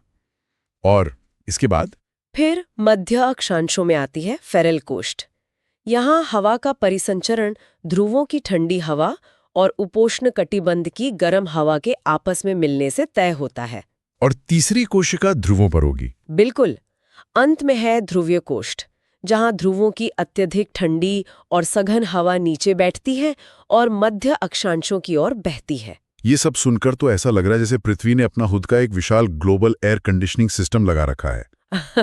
ये एक बहुत ही सटीक तुलना है। मतलब ये कोशिकाएं ये सुनिश्चित करती हैं कि विषुवत रेखा अत्यधिक गर्म होकर उबलने न लगे और ध्रुव पूरी तरह से बर्फ के जमे हुए निर्जीव टुकड़े न बन जाएं। वे लगातार गर्मी को विषुवत रेखा से उठाकर ध्रुवों की तरफ पहुंचाती रहती हैं। वायुमंडल का ये परिसंचरण सच में प्रकृति का अपना तरीका है, जिससे पृथ्वी का तापमान रहने योग्य बना रहता है। लेकिन यहाँ एक और दिलचस्प पहलू जुड़ता है। वो क्या है? हवा अकेली ये सारा काम नहीं कर सकती। हवा में इतनी ऊष्मा या गर्मी धारण करने की क्षमता नहीं होती। अच्छा, तो फिर कौन मदद करता है? महासागर। वायुमंडलीय परिसंचरण महासागरों के जल को भी गतिमान करता है, जिससे विशाल समुद्री धाराएं बनती हैं और पानी हवा की तुलना में कहीं अधिक ऊष्मा सोख सकता है। ये तो बहुत महत्वपूर्ण बात है। हाँ, हवा और पानी का ये गहरा अंतर संबंधी हमारे वैश्विक जलवायु तंत्र की असली रीढ़ है। तो इसका मतलब है कि वायुमंडल और महासागर लगातार एक दूसरे से बात कर रहे हैं, एक दूसरे को प्रभावित कर रहे हैं। बिल्कुल। जब महासागरों की बात आती है तो मेरे नोट्स में प्रशांत महासागर और हवाओं के बीच के एक बहुत ही गहरे संबंध का जिक्र है। ऐसा लगता है कि प्रशांत महासागर में पानी का थोड़ा सा भी गर्म या ठंडा होना पूरी दुनिया की हवाओं का रास्ता बदल सकता है। महासागर और वायुमंडल के संतर संबंध का सबसे बड़ा और शक्तिशाली उदाहरण है एल नीनो, दक्षिणी दोलन, जिसे ENSO कहा जाता है। इसे गहराई से डिकोड करना बहुत आवश्यक है, खासकर मुख्य परीक्षा में जलवायु परिवर्तन और मानसून से जुड़े जो सवाल आते हैं उनके लिए। एकदम सही। अगर हम इसे डिकोड करें तो सामान्य परिस्थितियों में प्रशांत महासागर में व्यापारिक पवनें पूर्व से पश्चिम की ओर बहुत तेजी से चलती हैं। जी। ये हवाएं दक्षिण अमेरिका के पेरू तट से गर्म पानी को धकेलकर ऑस्ट्रेलिया और इंडोनेशिया की तरफ ले जाती हैं। इसके परिणाम स्वरूप पेरू के तट पर समुद्र के नीचे से ठंडा पानी ऊपर आ जाता है। इसे शायद अपवेलिंग कहते हैं। कमजोर पड़ जाती हैं। और जब ये हवाएं कमजोर पड़ती हैं तो ऑस्ट्रेलिया के पास जो इतना सारा गर्म पानी इकट्ठा हुआ था वो वापस दक्षिण अमेरिका की तरफ बहने लगता है ना? बिल्कुल। गर्म जल धारा पेरू की ठंडी धारा की जगह ले लेती है। इसी असामान्य घटना को एल नीनो कहते हैं। लेकिन कहानियां खत्म नहीं होती। नहीं, कहानी तो यहाँ से शुरू होती है। महासागर में तापमान के इस बदलाव के कारण वायुमंडल के दबाव में भी भारी बदलाव आता है। ताहिती और डार्विन के बीच वायु दाब में एक प्रकार का सीसॉ या झूला बन जाता है, जिसे दक्षिणी दोलन कहा जाता है। हाँ, और जब एल नीनो और दक्षिणी दोलन आपस में मिलते हैं तो पूरी वैश्विक वॉकर परिसंचरण प्रणाली चरमरा जाती है। ये तो वैश्विक अंतर संबंध का एक बहुत ही खौफनाक प्रमाण है। प्रशांत महासागर के एक हिस्से में पानी का तापमान कुछ डिग्री बढ़ जाता है और उसका नतीजा ये होता है कि पूरी दुनिया का मौसम उलट-पुलट हो जाता है। हाँ, इसके प्रभाव बहुत ही व्यापक होते हैं। दक्षिण अमेरिका के पश्चिमी शुष्क तटों पर, जहां आमतौर पर रेगिस्तान होते हैं, वहां अचानक भारी बारिश और बाढ़ आ जाती है। और इसका उल्टा असर हमारे यहाँ होता है। बिल्कुल। इसका प्रभाव ऑस्ट्रेलिया, चीन और हमारे भारत पर बहुत नकारात्मक पड़ता है। भारत में मानसूनी हवाएं कमजोर पड़ जाती हैं, जिससे बारिश कम होती है और कई हिस्सों में भयंकर अकाल या सूखे जैसी स्थिति उत्पन्न हो जाती है। ये इस बात का एक बहुत ही स्पष्ट उदाहरण है कि कैसे हजारों किलोमीटर दूर प्रशांत महासागर में होने वाली एक हलचल भारत के किसानों की फसल को सीधे तौर पर बर्बाद कर सकती है। वैश्विक मौसम प्रणालियों में सच में कुछ भी अलग थलग नहीं है। एकदम सही विश्लेषण है। सब कुछ जुड़ा हुआ है। मौसम का ये जाल जितना रोचक है उतना ही खतरनाक भी हो सकता है। अब मौसम के सबसे रौद्र रूप की बात करते हैं, चक्रवातों की। चक्रवात, प्रकृति का तांडव। लेकिन चक्रवातों तक पहुंचने से पहले हमें वायु राशियां यानी एयर मासेस और उनके मिलने से बनने वाले वाताग्रह या फ्रंट्स को समझना होगा। जी। मेरे नोट्स बताते हैं कि जब दो अलग-अलग तापमान और आर्द्रता वाली हवाएं, जैसे एक बहुत ठंडी हवा और एक बहुत गर्म हवा, आपस में टकराती हैं, तो वे तुरंत एक दूसरे में मिलती नहीं हैं, नहीं मिलती। बल्कि उनके बीच एक ढलान वाली सीमा बन जाती है, जिसे वाताग्रह कहते हैं। और वाताग्रहों का बनना मौसम विज्ञान में उथल-पुथल की सबसे बड़ी निशानी है। जब हम चक्रवातों का अध्ययन करते हैं तो हमें मुख्य रूप से दो प्रकार के चक्रवातों के बीच एक स्पष्ट और विश्लेषणात्मक तुलना करनी होती है, जो परीक्षा के लिए बहुत अहम है। हाँ, एक है बहिरुष्ण कटिबंधीय चक्रवात या एक्स्ट्रा ट्रॉपिकल साइक्लोन्स और दूसरे हैं उष्ण कटिबंधीय चक्रवात या ट्रॉपिकल साइक्लोन्स। तो पहले बहिरुष्ण कटिबंधीय चक्रवातों की बात करते हैं। ये वे चक्रवात हैं जो उष्ण कटिबंध से दूर मध्य और उच्च अक्षांशों में बनते हैं। इनकी शुरुआत इन्हीं वाताग्रों से होती है। जब ठंडी ध्रुवीय हवा और गर्म उपोष्ण कटिबंधीय हवा आपस में टकराती है। इनकी विशेषता क्या है? इनकी सबसे बड़ी विशेषता ये है कि ये जल और स्थल दोनों पर बन सकते हैं। ये पश्चिम से पूर्व की ओर चलते हैं और एक बहुत बड़े क्षेत्र को, कभी-कभी पूरे महाद्वीप के एक बड़े हिस्से को प्रभावित करते हैं। और दूसरी तरफ हैं उष्णकटिबंधीय चक्रवात, जो अक्सर समाचारों में भयंकर तबाही मचाते हुए दिखाई देते हैं। हाँ, ये बहुत उग्र होते हैं। प्रारंभिक परीक्षा के लिए यहाँ एक बहुत ही महत्वपूर्ण तथ्य, एक आहा मोमेंट सामने आता है। उष्णकटिबंधीय चक्रवातों के बनने के लिए सबसे पहली और अनिवार्य शर्त है कि समुद्री सतह का तापमान 27 डिग्री सेल्सियस से अधिक होना चाहिए। बिल्कुल, 27 डिग्री का आंकड़ा बहुत जरूरी है। मतलब ये चक्रवात जमीन पे कभी नहीं बन सकते। इन्हें महासागरों की गर्मी चाहिए ही चाहिए। और जैसे ही ये समुद्री तट को पार करके जमीन पर आते हैं, इन्हें नमी मिलनी बंद हो जाती है और ये धीरे धीरे खत्म हो जाते हैं। और इस प्रक्रिया को ही लैंडफॉल कहा जाता है। जी। यहाँ एक सवाल जो मुख्य परीक्षा में अक्सर विश्लेषणात्मक रूप से पूछा जाता है, वो ये है कि इन चक्रवातों को इतनी भयानक ऊर्जा मिलती कहाँ से है? कहाँ से मिलती है? इसका उत्तर है संघनन की गुप्त ऊष्मा, यानी लेटेंट हीट ऑफ कंडेंसेशन। अच्छा। जब गर्म और नम हवा समुद्र से ऊपर उठती है और ठंडी होकर बादलों में बदलती है, तो वो भारी मात्रा में ऊष्मा छोड़ती है। यही ऊष्मा चक्रवात के इस विनाशकारी इंजन का ईंधन होती है। कमाल की बात है। एक और बहुत ही दिलचस्प बात यह है कि विषुवत रेखा पर मौसम हमेशा गर्म और आर्द्र रहता है। तापमान 27 डिग्री से ज्यादा ही होता है, फिर भी वहां चक्रवात कभी नहीं बनते। क्योंकि वहां कोरियोलिस बल शून्य होता है। एकदम सही पकड़े हैं। मैंने पढ़ा था कि चक्रवात को गोल गोल घूमने के लिए घुमावदार बल की जरूरत होती है। कोरियोलिस बल के बिना हवा सीधा निम्न दाब के केंद्र में जाकर उसे भर देगी और चक्रवात बन ही नहीं पाएगा। बिल्कुल सही विश्लेषण है। चूंकि विषुवत रेखा पर कोरियोलिस बल नहीं होता, हवाएं वहां भंवर नहीं बना पाती।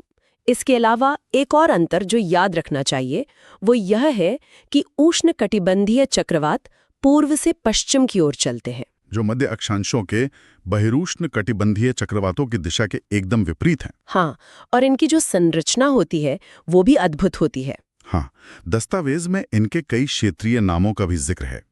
हिंद महासागर में हम इन्हें चक्रवात कहते हैं, लेकिन अटलांटिक महासागर में ये हरिकेन कहलाते हैं। और प्रशांत महासागर में? प्रशांत महासागर और दक्षिण चीन सागर में इन्हें टाइफून कहा जाता है। और पश्चिमी ऑस्ट्रेलिया के लोग इन्हें विली विलीज कहते हैं। विली विलीज, बड़ा दिलचस्प नाम है। और इनकी संरचना में सबसे अनोखी चीज है चक्रवात की आंख, यानी आई। पूरे तूफान के बीचों बीच एक ऐसा क्षेत्र होता है जो बिल्कुल शांत होता है। आसमान एकदम साफ रहता है। वो शांत क्षेत्र इसलिए बनता है क्योंकि आंख के ठीक बीच में हवाएं नीचे की ओर उतर रही होती हैं, जिससे बादल नहीं बन पाते। अच्छा, तो हवा वहां ऊपर नहीं जाती? नहीं, नीचे बैठती है। लेकिन इस शांति के ठीक बाहर जो बादलों की विशाल दीवार होती है, जिसे आई वॉल कहते हैं, वहां भयंकर तेजी से हवाएं ऊपर उठती हैं। सबसे ज्यादा मूसलाधार बारिश और विनाशकारी हवाएं उसी आई वॉल में होती हैं। तो ये तो आपदा प्रबंधन के नजरिए से समझना बहुत जरूरी है। बहुत ज्यादा जरूरी है, क्योंकि जब चक्रवात की आंख किसी इलाके के ऊपर से गुजरती है तो लोगों को लगता है कि तूफान खत्म हो गया, धूप निकल आती है और लोग बाहर आ जाते होंगे। हाँ, जबकि असल में आधा तूफान अभी पीछे से आना बाकी होता है, जो और भी ज्यादा विनाशकारी हो सकता है। बाप रे, इतनी बड़ी वैश्विक प्रणालियों, प्रशांत महासागर के एल नीनो और विनाशकारी चक्रवातों को समझने के बाद अगर चर्चा को थोड़ा स्थानीय स्तर पर लाया जाए तो मौसम सिर्फ वो नहीं है जो महासागरों के बीच होता है। बिल्कुल नहीं, इसका असर रोजमर्रा के जीवन पर है। दिन और रात के तापमान में अंतर के कारण जो हवाएं चलती हैं उनका भी हमारे दैनिक जीवन पर बहुत प्रभाव पड़ता है। तटीय क्षेत्रों में रहने वाले लोग दिन में समुद्र समीर और रात में स्थल समीर का अनुभव करते हैं। जी। दिन के समय जमीन पानी की तुलना में बहुत जल्दी गर्म हो जाती है, जिससे वहां निम्न वायुदाब का क्षेत्र बनता है और समुद्र की ठंडी हवा जमीन की तरफ भागती है। रात में जमीन तेजी से ठंडी हो जाती है और हवा की दिशा पलट जाती है।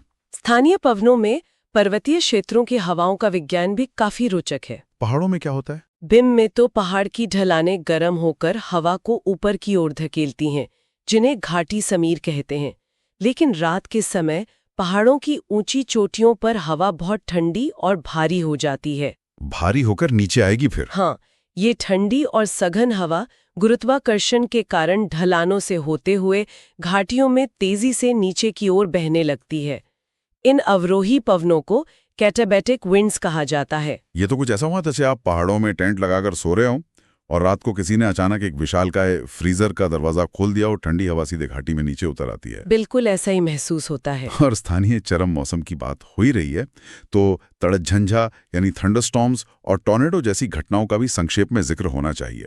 ये चक्रवातों जितने विशाल तो नहीं होते, लेकिन ये बहुत कम समय में भारी तबाही मचा सकते हैं। तड़ित झंझाओं के पीछे जो मुख्य कारण है वो है वायुमंडल में भयंकर अस्थिरता, यानी एनर्जी इंस्टेबिलिटी। अस्थिरता कैसे?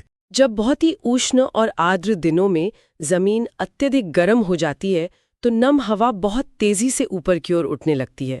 इससे बहुत ऊंचे कपासी वर्षा बादल बनते हैं, जिन्हें क्यूमुलोनिम्बस कहते हैं, जो एकदम काले और ऊंचे बादल होते हैं। हाँ, हवा के इस शक्तिशाली अपड्राफ्ट के कारण भारी बारिश होती है और बिजली चमकती है। अगर ये बादल बहुत ज्यादा ऊंचाई तक चले जाएं, जहां तापमान 0 से काफी नीचे होता है, तो बारिश की बूंदें बर्फ में बदल जाती हैं और ओले गिरने लगते हैं। और टोर्नाडो कैसे बनते हैं? जब यही वायुमंडलीय अस्थिरता एक भयानक रूप ले लेती है तो हवा एक हाथी की सूंड के आकार में बहुत तेजी से नीचे की ओर सर्पिल आकार में घूमने लगती है। इसे ही टोर्नाडो कहते हैं। ये तो मुख्य रूप से जमीन पर ही आते हैं ना? जी, ये मुख्य रूप से मध्य अक्षांशों में जमीन पर आते हैं, लेकिन अगर यही टोर्नाडो किसी समुद्र या झील के ऊपर बन जाए तो उसे जलस्तंभ या वाटर स्पाउट्स कहा जाता है। भी ऐसा ही लगता है। हमने एक अदृश्य वायुदाब के 1013 मिलीबार के आंकड़े से शुरुआत की। ये देखा गया कि कैसे कोरियोलिस बल हवाओं को एक रेस ट्रैक की तरह मोड़ देता है। और फिर हमने पृथ्वी के विशाल एयर कंडीशनिंग सिस्टम को भी समझा।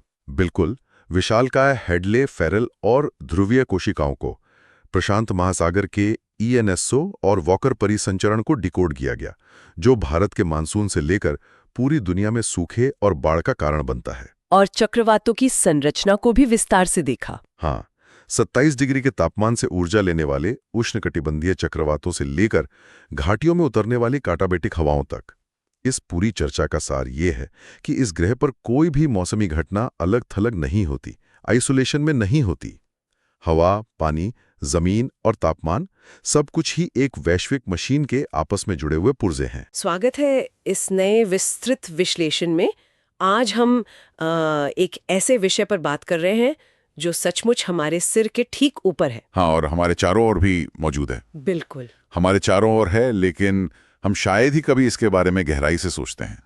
मेरा मतलब है वायुमंडल में मौजूद जलवाष्प, या जिसे हम वाटर वेपर कहते हैं। और आज हमारी इस चर्चा का जो मुख्य स्रोत है वो भूगोल की एक बहुत ही बेहतरीन पाठ्यपुस्तक का अध्याय है, वायुमंडल में जल। हमारा मिशन आज सिर्फ कुछ नीरस तथ्यों को पढ़ना नहीं है, खासकर उन श्रोताओं के लिए जो प्रतियोगी परीक्षाओं जैसे UPSC की तैयारी कर रहे हैं, उनके लिए ये बहुत काम का है। जी, क्योंकि उनके लिए वैचारिक स्पष्टता यानी कॉन्सेप्ट बिल्डिंग बहुत जरूरी है। इन भौगोलिक घटनाओं के पीछे के विज्ञान को समझना ही असली कुंजी है। एकदम सही। बिना किसी भारी भरकम शब्दजाल में उलझे आज हम समझेंगे कि बारिश कैसे होती है और बादल कैसे बनते हैं। लेकिन शुरुआत एक ऐसे तथ्य से करते हैं जिसने मुझे सच में चौंका दिया था। अच्छा, कौन से तथ्य? यही कि हमारे वायुमंडल के कुल आयतन में जल वाष्प की मात्रा केवल 0 से 4% तक ही होती है। सोचिए 0 से 4%। सुनने में तो ये मात्रा ना के बराबर लगती है, एक तरह से राउंडिंग एरर। वही तो, इतनी कम मात्रा होने के बावजूद ये पूरे ग्रह के मौसम को अपने इशारों पर नचाती है। यही तो इस पूरी प्रणाली की सबसे बड़ी खूबी है। वो 4% सुनने में भले ही कम लगे, लेकिन असल में यह हमारे वायुमंडल का इंजन है। प्रकृति में पानी का चक्कर इतना संतुलित है कि वो कभी एक रूप में टिककर नहीं रहता। मतलब वो हमेशा बदलता रहता है? बिल्कुल। ये लगातार अपनी 3 अवस्थाओं गैस, द्रव और ठोस के बीच रूप बदलता रहता है। महासागरों का पानी भाप बनता है, हवा में जाता है, बादल बनता है और फिर बारिश या बर्फ के रूप में महाद्वीपों पर वापस आ जाता है। एकदम सही। अगर हमें यह समझना है कि हमारी पूरी जलवायु प्रणाली कैसे काम करती है, तो पानी के इस लगातार रूप बदलने वाले चक्र को समझना सबसे पहली सीढ़ी है। चलिए फिर इस इंजन के पुर्जों को थोड़ा और करीब से देखते हैं। जब भी मौसम की बात आती है तो एक शब्द जो हम सब में बार बार सुना है वो है आर्द्रता या ह्यूमिडिटी। हाँ, जैसे जुलाई के महीने में अक्सर कहते हैं कि आज हवा में बहुत उमस है या चिपचिपाहट है। इससे एक बहुत ही आसान से उदाहरण से समझा जा सकता है। कल्पना कीजिए कि हवा एक स्पंज की तरह है, और जैसे स्पंज पानी को सोखता है, हवा भी नमी को अपने अंदर सोख लेती है। हवा में मौजूद इसी नमी को आर्द्रता कहते हैं। लेकिन जब हम स्रोत में इसके पीछे के विज्ञान को थोड़ा और गहराई से खंगालते हैं तो 2 अलग-अलग तरह की आर्द्रता सामने आती हैं, जो अक्सर कंफ्यूजन पैदा करती हैं। जी, यूपीएससी प्रीलिम्स में तो इससे सीधे सवाल बनते हैं, इसलिए इन दोनों के बीच का तकनीकी अंतर समझना बहुत जरूरी है। पहली होती है निरपेक्ष आर्द्रता, यानी एब्सोल्यूट ह्यूमिडिटी। तो ये असल में क्या होती है? इसे बहुत ही सीधे शब्दों में समझें तो ये हवा के प्रति इकाई आयतन में जलवाष्प का असली वजन है। इसे ग्राम प्रति घन मीटर में नापा जाता है। मान लीजिए हमने हवा का एक डिब्बा लिया जो 1 घन मीटर का है और उसमें से सारा पानी निचोड़ लिया। सही।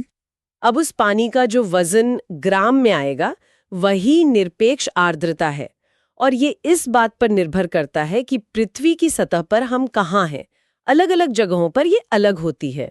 तो ये तो सीधा सीधा पानी का वजन हो गया। लेकिन मौसम की खबरों में या हमारे फोन की वेदर ऐप में जो आर्द्रता प्रतिशत में दिखाई जाती है वो क्या है? मुझे लगता है असली खेल वही है। एकदम सही पकड़े। वो दूसरी अवधारणा है, सापेक्ष आर्द्रता, यानी रिलेटिव ह्यूमिडिटी, और सारा मौसम इसी पर निर्भर करता है। तो ये प्रतिशत वाली आर्द्रता काम कैसे करती है? सापेक्ष आर्द्रता का मतलब है कि किसी खास तापमान पर हवा के उस स्पंज में कुल कितना पानी समा सकता है, यानी उसकी पूरी क्षमता, और उसके मुकाबले अभी उसमें असल में कितना पानी मौजूद है। यहीं पर वो बात आती है जो मुझे बहुत दिलचस्प लगी। स्रोत के अनुसार इसका सीधा संबंध हवा के तापमान से होता है। अगर हवा गर्म है तो उसमें नमी सोखने की क्षमता भी ज्यादा होगी। बिल्कुल, मतलब गर्मी बढ़ने पर हमारा वो हवा वाला स्पंज आकार में बड़ा हो जाता है। उदाहरण के लिए मई के महीने में दिल्ली की चिलचिलाती दोपहर में तापमान बहुत ज्यादा होता है, स्पंज बहुत बड़ा होता है, लेकिन उसमें पानी नहीं होता, इसलिए हमें सूखी गर्मी लगती है। बेहतरीन उदाहरण। वही दूसरी तरफ जुलाई में मुंबई को देखिए। तापमान भले ही थोड़ा कम हो, लेकिन समुद्र के पास होने से वो स्पंज पानी से पूरा भरा होता है, इसलिए पसीना सूखता ही नहीं है। और इसी वजह से महासागरों के ऊपर सापेक्ष आर्द्रता सबसे अधिक होती है ना? जी, क्योंकि वहां पानी लगातार भाप बन रहा है, जबकि महाद्वीपों के अंदरूनी हिस्सों में ये कम होती है। अब यहाँ 2 बहुत जरूरी शब्द आते हैं जिन पर ध्यान देना चाहिए। कौन से शब्द? संतृप्त हवा और ओसांग। जब हवा का वो स्पंज पानी से पूरी तरह भर जाए कि अब एक बूंद भी और नहीं सोख सकता, तो हम कहते हैं कि हवा संतृप्त या सैचुरेटेड हो गई है। और ओसांग? जिस तापमान पर हवा इस अवस्था में पहुंचती है उसे ओसांग या ड्यू पॉइंट कहा जाता है। तो इसका मतलब ओसांग वो बिंदु है जहां स्पंज से पानी बाहर टपकने के लिए तैयार है। अब जब ये स्पंज पूरा भर जाता है तो असल में होता क्या है? यहीं से वाष्पीकरण और संग्रहण का खेल शुरू होता है, जो हमारे विश्लेषण का दूसरा अहम हिस्सा है। वाष्पीकरण तो हम जानते हैं, पानी का भाप बनना। लेकिन स्रोत में एक बहुत ही भारी भरकम शब्द का जिक्र है, वाष्पीकरण की गुप्त ऊष्मा। इसे लेटेंट हीट ऑफ वेपराइजेशन भी कहते हैं। ये गुप्त या छिपी हुई ऊष्मा का क्या मतलब है? ये असल में भौतिकी का एक बहुत ही शानदार नियम है। जब पानी को भाप में बदलना होता है तो उसे ऊर्जा या गर्मी चाहिए होती है। वो ऊर्जा कहीं गायब नहीं होती, तो वो कहाँ जाती है? वो उस भाप के अंदर छिप जाती है। इसी छिपी हुई ऊर्जा को गुप्त ऊष्मा कहते हैं। ये इसलिए महत्वपूर्ण है क्योंकि जब वो भाप वापस पानी की बूंदों में बदलती है, यानी जब संघनन या कंडेंसेशन होता है, बिल्कुल, तब वो छिपी हुई गर्मी अचानक बाहर निकलती है। और आपको जानकर हैरानी होगी कि यही वो गर्मी है जो बड़े बड़े तूफानों और चक्रवातों को ताकत देती है। क्या बात है! मतलब भाप एक तरह की बैटरी है जो अपने अंदर गर्मी स्टोर करके रखती है, और संघनन में ये बैटरी अपनी ऊर्जा छोड़ देती है। एकदम सटीक तुलना है। संघनन की बात करें तो ये वाष्पीकरण का ठीक उल्टा है। हवा ठंडी हुई, स्पंज सिकुड़ा और पानी बाहर आ गया। लेकिन मैंने एक और प्रक्रिया के बारे में पढ़ा, ऊर्ध्वपातन या सब्लिमेशन। हाँ, ये भी समझना जरूरी है। संघनन में भाप पहले पानी बनती है, लेकिन ऊर्ध्वपातन में जलवाष्प बीच की द्रव अवस्था को छोड़कर सीधे ठोस रूप में यानी बर्फ में बदल जाता है, या इसका उल्टा भी होता है। बर्फ का सीधे भाप बन जाना? जैसे ड्राई आइस को हवा में रखने पर वो सीधे धुआं बन जाती है, पानी नहीं बनती। बिल्कुल सही। अब एक और दिलचस्प बात बताता हूँ। हम अक्सर हवा में मौजूद धूल, धुएं या समुद्र से उड़कर आने वाले नमक के कणों को सिर्फ प्रदूषण या गंदगी मानते हैं। हाँ, मैंने भी स्रोत में ये पढ़ा था। उसमें लिखा है कि अगर ये कण हवा में न हो तो शायद कभी बारिश ही न हो। ये सच में दिमाग घुमा देने वाला तथ्य है। क्या धूल के बिना बारिश नहीं हो सकती? 100% सच है। सोचकर देखिए, हवा में मौजूद पानी की बूंदों को टिकने के लिए कोई जगह तो चाहिए। हवा में तैरते हुए ये धूल या नमक के सूक्ष्म कण संघनन केंद्रक या कंडेंसेशन न्यूक्लियाई का काम करते हैं। अच्छा, तो ये एक तरह से वो कुर्सियां हैं जिस पर बैठकर पानी की बूंदें आराम करती हैं और बड़ी होती हैं? हाँ, इनके बिना पानी का हवा में टिकना और बादल बनना लगभग नामुमकिन है। ये नमी को अपनी ओर खींचते हैं। ये तो प्रकृति का एक छुपा हुआ राज है। और जब ये संघनन जमीन के आसपास होता है तो इसके अलग अलग रूप देखने को मिलते हैं। जैसे सबसे आम है ओस, जिसे ड्यू कहते हैं। सही कहा। जब तापमान ओसांग से ऊपर हो लेकिन चीजें ठंडी हों, तो हवा की नमी घास या पत्थरों जैसी ठोस सतहों पर बूंदों के रूप में जम जाती है। और अगर कड़ाके की ठंड हो और ओसांग जमाव बिंदु यानी 0 डिग्री से नीचे चला जाए तो क्या होगा? तब यही नमी पानी की बूंदों के बजाय बर्फ के छोटे छोटे क्रिस्टल बन जाती है, जिसे हम पाला मारना या तुषार कहते हैं। अंग्रेजी में से फ्रॉस्ट कहा जाता है। इसके बाद आते हैं कोहरा और कुहासा, फॉग और मिस्ट। सर्दियों में तो इनका बहुत जिक्र होता है, खासकर पहाड़ों पर या उत्तर भारत में। लेकिन इनमें फर्क क्या है? अक्सर लोग इन्हें एक ही मान लेते हैं। फर्क बहुत सूक्ष्म है लेकिन महत्वपूर्ण है। कुहासे या मिस्ट में नमी ज्यादा होती है। ये अक्सर पहाड़ों पर दिखता है, जब नीचे की गर्म हवा ऊपर उठकर पहाड़ की ठंडी सतह से टकराती है। और कोहरा? कोहरा अपेक्षाकृत थोड़ा सूखा होता है। यह तब बनता है जहां गर्म हवा ठंडी हवा के संपर्क में आती है। कोहरे को आप एक ऐसा बादल मान सकते हैं जो जमीन पर उतर आया है। और आजकल शहरी क्षेत्रों में एक नई ही मुसीबत आ गई है। सर्दियों के कोहरे में जब गाड़ियों या फैक्ट्रियों का धुआं मिल जाता है तो वो धूम्र कोहरा या स्मॉग बन जाता है। हाँ, स्मॉग तो दृश्यता को एकदम खत्म ही कर देता है और ये स्वास्थ्य के लिए भी बहुत हानिकारक है। तो चलिए, ये तो हुई जमीन के करीब की हलचल। अब जमीन से थोड़ा ऊपर उठकर आसमान की तरफ देखते हैं। बादलों की वास्तुकला। बादलों के बिना तो मौसम विज्ञान अधूरा है। क्या आप जानती हैं कि सभी बादल बारिश नहीं लाते? बिल्कुल। बचपन में आसमान में अलग अलग आकार के बादल देखना बड़ा मजेदार होता था। स्रोत में बादलों को उनकी ऊंचाई और आकार के हिसाब से मुख्य रूप से 4 हिस्सों में बांटा गया है। सबसे ऊंचे होते हैं पक्षाभ मेघ, जिन्हें सिरस बादल कहते हैं। हाँ, ये पक्षाभ मेघ 8000 से 12000 मीटर की बहुत ज्यादा ऊंचाई पर होते हैं। ये दिखने में किसी पक्षी के पंख जैसे बहुत पतले और बिखरे हुए होते हैं। और क्योंकि ये इतनी ऊंचाई पर है जहां कड़ाके की ठंड होती है, ये पानी की बूंदों से नहीं बल्कि बर्फ के छोटे छोटे कणों से बने होते हैं। इसलिए ये हमेशा एकदम सफेद दिखते हैं। जब आसमान में ये दिखें तो समझ लीजिए मौसम साफ रहने वाला है। उसके बाद आते हैं कपासी मेघ या क्यूम्युलस। नाम से ही लग रहा है कपास या रुई जैसे। ये थोड़े नीचे 4000 से 7000 मीटर पर होते हैं। इनका निचला हिस्सा एकदम चपटा होता है और ऊपर से ये रुई के गोल गोल ढेरों की तरह दिखते हैं, छितरे हुए से। तीसरे हैं स्ट्रैटस मेघ या स्ट्रैटस। जैसा नाम वैसा काम। ये परतदार बादल होते हैं जो अक्सर आसमान के एक बड़े हिस्से को चादर की तरह ढक लेते हैं। जब अलग अलग तापमान वाली हवा आपस में मिलती है तब इनका निर्माण होता है। ये मौसम में बदलाव का संकेत देते हैं। और अब वो बादल जिसका हम सबको इंतजार रहता है, वर्षा मेघ या निम्बस। ये काले या गहरे स्लेटी रंग के होते हैं और जमीन के बहुत करीब आ जाते हैं। स्रोत में इनके लिए एक बड़ी दिलचस्प बात कही गई है। ये जलवाष्प की आकृति विहीन समहिति होते हैं। मतलब इनका कोई फिक्स आकार नहीं होता। बिल्कुल नहीं, ये बस पानी से लबालब भरे हुए घने और काले बादल होते हैं।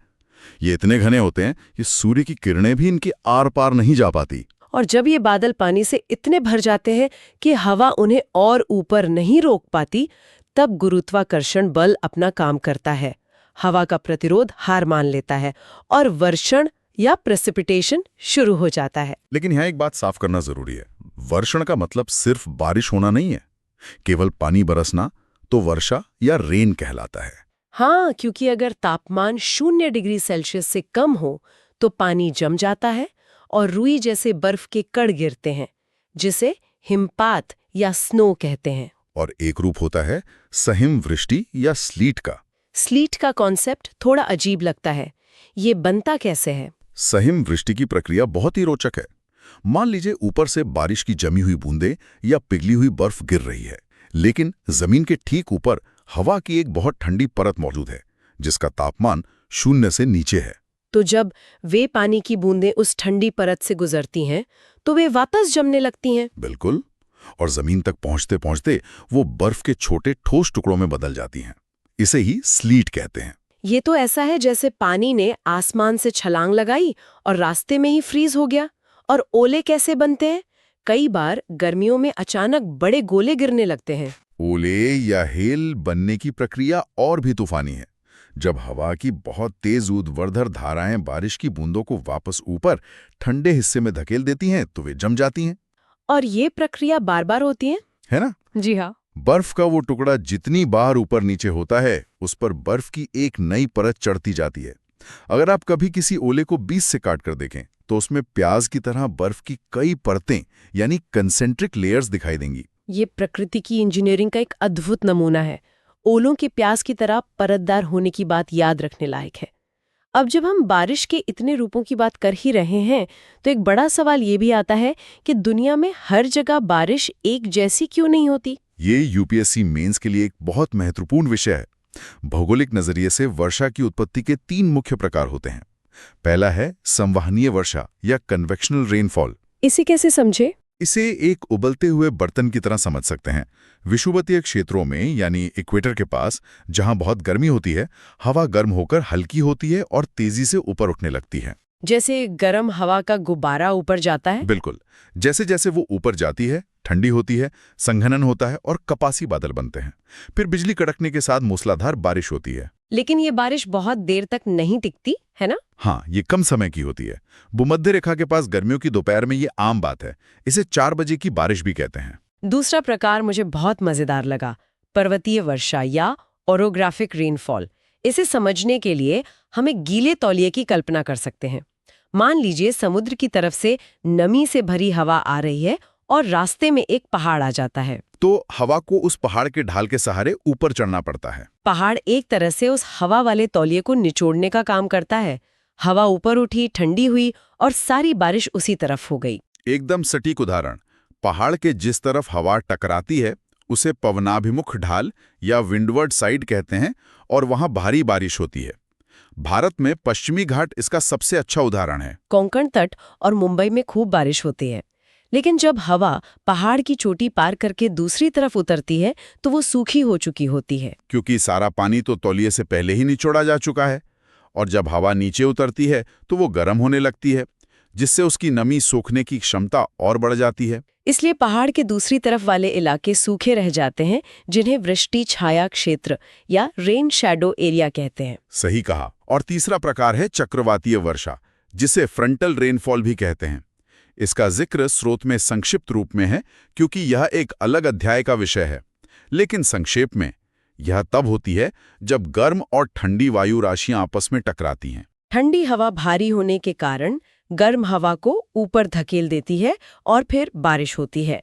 इन अलग अलग तरह की बारिशों को समझने के बाद दुनिया भर में वर्षा के वितरण के कुछ पक्के नियम नजर आते हैं। हाँ, वैश्विक वर्षा वितरण के कुछ बहुत स्पष्ट तथ्य हैं। सबसे पहला नियम, जैसे जैसे हम विषुवत वृत्त से ध्रुवों की तरफ जाएंगे, बारिश की मात्रा धीरे धीरे कम होती जाएगी। और तटीय क्षेत्रों में महाद्वीपों के भीतरी भागों की तुलना में हमेशा अधिक बारिश होती है, क्योंकि समुद्र के पास वाष्पीकरण के लिए पानी मौजूद है। स्रोत में अक्षांशों के हिसाब से भी कुछ बहुत अहम बातें बताई गई हैं।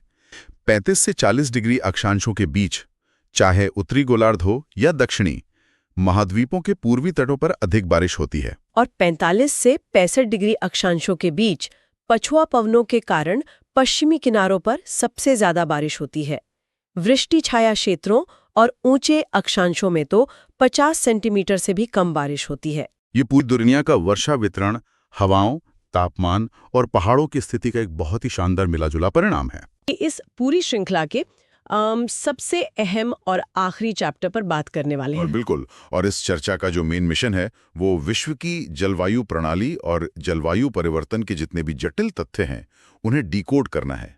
खास तौर पर उन छात्रों के लिए जो यूपीएससी की प्रारंभिक और मुख्य परीक्षाओं की तैयारी कर रहे हैं, उनके लिए ये एक बहुत ठोस आधार बनाएगा। हाँ, और आज हमारे पास जो सोर्सेज हैं वे भौतिक भूगोल के उन मूल सिद्धांतों पर बात करते हैं जो पूरी पृथ्वी के मौसम का एक तरह से खाका खींचते हैं। सही कहा। हम शुरुआत करेंगे जलवायु वर्गीकरण के सिद्धांतों से, विशेषकर जो कोपेन प्रणाली है, और उसके बाद हम जलवायु परिवर्तन के जो ऐतिहासिक साक्ष्य हैं, उसके प्राकृतिक और मानवीय कारण और भविष्य की जो चिंताएं हैं, उनका एक विश्लेषणात्मक अध्ययन करेंगे। बिल्कुल। और जब मैं इन सोर्सेज को पढ़ रही थी तो एक बात ने मुझे बहुत हैरान किया। मतलब अंग्रेजी वर्णमाला के केवल कुछ अक्षरों जैसे ABCD, बस इनका इस्तेमाल करके पूरी दुनिया के मौसम, वहाँ की बारिश, वहाँ के तापमान का इतना सटीक वर्णन कैसे किया जा सकता है। ऐसा लगता है जैसे इन चंद अक्षरों में पूरी पृथ्वी का भूगोल समेट दिया गया हो। ये हैरानी बहुत स्वाभाविक है। अक्सर देखा जाता है कि जब बात कोपेन के जलवायु वर्गीकरण की आती है तो बहुत से लोग, खासकर परीक्षार्थी, उन अक्षरों और कोड्स को देखकर घबरा जाते हैं। उन्हें लगता है कि इसे बस बिना समझे रटना पड़ेगा, जो कि बहुत मुश्किल है। एग्जैक्टली। पर अगर इसके पीछे के विज्ञान को समझ लिया जाए तो ये रटने का विषय बिल्कुल नहीं है। ये असल में इस बात को समझने का एक बहुत ही तार्किक और शानदार तरीका है कि हमारी पृथ्वी का भौतिक पर्यावरण एक सिस्टम के तौर पर काम कैसे करता है। तो चलिए इसी सिस्टम और लॉजिक को डिकोड करने की शुरुआत करते हैं। सोर्सेज में जलवायु को वर्गीकृत करने के मुख्य रूप से 3 दृष्टिकोण या उपागम बताए गए हैं: आनुभविक, जनिक और अनुप्रयुक्त। हाँ, यूपीएससी मेंस के नजरिए से इन तीनों के बीच का बुनियादी अंतर समझना बहुत जरूरी है। ऐसा लगता है कि ये तीनों जलवायु को मापने के अलग अलग पैमाने हैं। आप इसे इस तरह से देख सकती हैं कि ये तीनों अलग अलग चश्मे हैं जिनसे वैज्ञानिक पृथ्वी के मौसम को देखते हैं। सबसे पहला है अनुभविक यानी एम्पिरिकल वर्गीकरण। ये तरीका पूरी तरह से प्रेक्षित आंकड़ों पर निर्भर करता है। मतलब सिर्फ डेटा पर? बिल्कुल। मुख्य रूप से तापमान और वर्षा के डेटा का इस्तेमाल होता है। इस दृष्टिकोण में ये नहीं देखा जाता कि बारिश क्यों हो रही है, बल्कि सिर्फ ये दर्ज किया जाता है कि कितनी बारिश हो रही है और तापमान कितना है। अच्छा, और दूसरा तरीका? दूसरा है जाननिक या जेनेटिक वर्गीकरण। ये इसके कारणों की गहराई में जाता है, जैसे कोई अमुक क्षेत्र सूखा क्यों है, वहाँ कौन सी हवाएं चल रही हैं, वायुदाब की कौन सी प्रणालियां वहाँ सक्रिय हैं। ये उन कारणों के आधार पर जलवायु को बांटता है। समझ गई। और तीसरा अनुप्रयुक्त यानी अप्लाइड। नाम से ही लग रहा है कि ये किसी खास काम के लिए होगा। एकदम सही। ये किसी विशिष्ट उद्देश्य को ध्यान में रखकर तैयार किया जाता है। उदाहरण के लिए, मान लीजिए ये तय करना हो कि किसी क्षेत्र में कौन सी फसल उगाई जा सकती है या नए शहर बसाने के लिए कौन सी जगह सबसे अनुकूल होगी, तब इस अप्लाइड तरीके का उपयोग किया जाता है। लेकिन सोर्सेज से ये साफ पता चलता है कि इन तीनों में जो सबसे ज्यादा पॉपुलर और प्रमाणिक माना गया वो आनुभविक पद्धति ही है। इसे वी कोपेन ने 1918 में विकसित किया था। हाँ, और प्रारंभिक परीक्षा के नजरिए से ये एक सीधा फैक्ट है जिसे याद रखा जाना चाहिए। बिल्कुल। और कोपेन ने एक बहुत ही दिलचस्प काम किया। उन्होंने वनस्पति के वितरण और उस जगह के तापमान और वर्षा के बीच एक बहुत ही घनिष्ठ संबंध स्थापित किया। कोपेन की सबसे बड़ी खूबी यही थी कि उन्होंने प्राकृतिक संकेतों को पढ़ना सीख लिया था। उनका मानना था कि पेड़ पौधे और वनस्पतियां अपने आप में प्राकृतिक थर्मामीटर और रेन गेज होते हैं। मतलब प्रकृति खुद बता रही है कि वहाँ का मौसम कैसा है। बिल्कुल। मान लीजिए किसी इलाके में चारों तरफ कैक्टस और कांटीली झाड़ियां उगी हुई हैं। इस वनस्पति को देखकर ही स्पष्ट हो जाता है कि वहाँ की जलवायु शुष्क है, बारिश बहुत कम होती है और तापमान ज्यादा रहता है। इसके लिए दशकों के डेटा को खंगालने की जरूरत ही नहीं है। एग्जैक्टली। प्रकृति खुद चीख कर वहाँ की जलवायु का हाल बता रही है। इसी आधार पर कोपन ने कुछ निश्चित तापमान और वर्षा के मासिक और वार्षिक औसतों का चयन किया और पूरी दुनिया की जलवायु को एक ढांचे में बांट दिया। तो अब उस ढांचे या कहें उस कोड सिस्टम की बात करते हैं जो कोपेन की पहचान बन गया है। सोर्सेस के अनुसार पूरी दुनिया की जलवायु को 5 प्रमुख समूहों में बांटा गया है, जिन्हें कैपिटल लेटर से दर्शाया जाता है। ए यानी उष्णकटिबंधीय, बी यानी शुष्क, सी यानी कोष्ण शीतोष्ण, डी यानी शीतल हिमवन और ई यानी शीत जलवायु। और ऊंचाई वाले जो पर्वतीय क्षेत्र हैं उनके लिए एक अलग समूह एच यानी उच्च भूमि भी रखा गया है। हाँ, और इसके बाद कहानी में आते हैं छोटे अक्षर जैसे एफ, एम, डब्ल्यू, एस, जो इन बड़े अक्षरों के साथ जुड़कर एक पूरा कोड बनाते हैं। इस पूरे समीकरण को समझने का सबसे आसान तरीका क्या हो सकता है? इसे एक बहुत ही सीधे लॉजिक से समझा जा सकता है। जो 5 प्रमुख समूह हैं उनमें से ए, सी, डी और ई ये पूरी तरह से तापमान पर आधारित हैं। जैसे जैसे हम भूमध्य रेखा से ध्रुवों की तरफ बढ़ते हैं ये अक्षर बदलते जाते हैं। और बी समूह? केवल बी समूह ऐसा है जो तापमान पर नहीं बल्कि वर्षा या यूं कहें कि शुष्कता पर आधारित है। अच्छा। अब आते हैं छोटे अक्षरों पर, जो ये बताते हैं कि बारिश किस मौसम में होती है। इसे शब्दों के पहले अक्षर से आसानी से याद रखा जा सकता है। वो कैसे? जैसे छोटे डब्लू का मतलब है विंटर ड्राई, यानी सर्दियां सूखी रहती हैं और बारिश गर्मियों में होती है। छोटे एस का मतलब है समर ड्राई, यानी गर्मियां सूखी रहती हैं और बारिश सर्दियों में होती है। अरे वाह, ये तो बहुत आसान है। डब्ल्यू से विंटर, एस से समर। हाँ, और छोटे एफ का मतलब है नो ड्राई सीजन, यानी साल भर बारिश होती है, कोई भी मौसम सूखा नहीं रहता। और अंत में एम का मतलब है मानसून, यानी मानसूनी जलवायु। इन छोटे अक्षरों का अर्थ समझ लेने के बाद कोपेन का कोई भी कोड डिकोड करना बहुत सरल हो जाता है। ये वाकई एक बहुत ही व्यावहारिक तरीका है। तो चलिए इसी लॉजिक के साथ विश्व के इन जलवायु समूहों की एक छोटी सी यात्रा करते हैं। सबसे पहले है समूह ए, यानी उष्णकटिबंधीय जलवायु। सोर्सेस बताते हैं कि ये भूमध्य रेखा के आसपास पाई जाती है, जहां साल के हर महीने का औसत तापमान 18 डिग्री सेल्सियस से ऊपर ही रहता है। इसके 3 मुख्य प्रकार हैं, AF, AM और AW। चलिए AF को डिकोड करके देखते हैं। ए का अर्थ है उष्णकटिबंधीय यानी गर्म, और F का अर्थ है कि कोई शुष्क ऋतु नहीं है। ये उष्णकटिबंधीय आर्द्र जलवायु है, मतलब साल भर गर्मी और बारिश। बिल्कुल। ये क्षेत्र अमेज़न बेसिन, विषुवतीय अफ्रीका और दक्षिण पूर्व एशिया के कुछ हिस्सों में पाया जाता है। यहाँ का मौसम बहुत ही एक समान रहता है। सुबह तेज धूप निकलती है और दोपहर होते होते गरज के साथ भारी बारिश होने लगती है। हर दिन अधिकतम तापमान लगभग 30 डिग्री और न्यूनतम 20 डिग्री सेल्सियस के आसपास रहता है। और AM की बात करें तो? एम मानसून को दर्शाता है। हाँ, भारतीय उपमहाद्वीप और दक्षिण अमेरिका के उत्तरी हिस्सों में ये जलवायु पाई जाती है। यहाँ गर्मियों में भारी बारिश होती है, लेकिन सर्दियाँ शुष्क रहती हैं।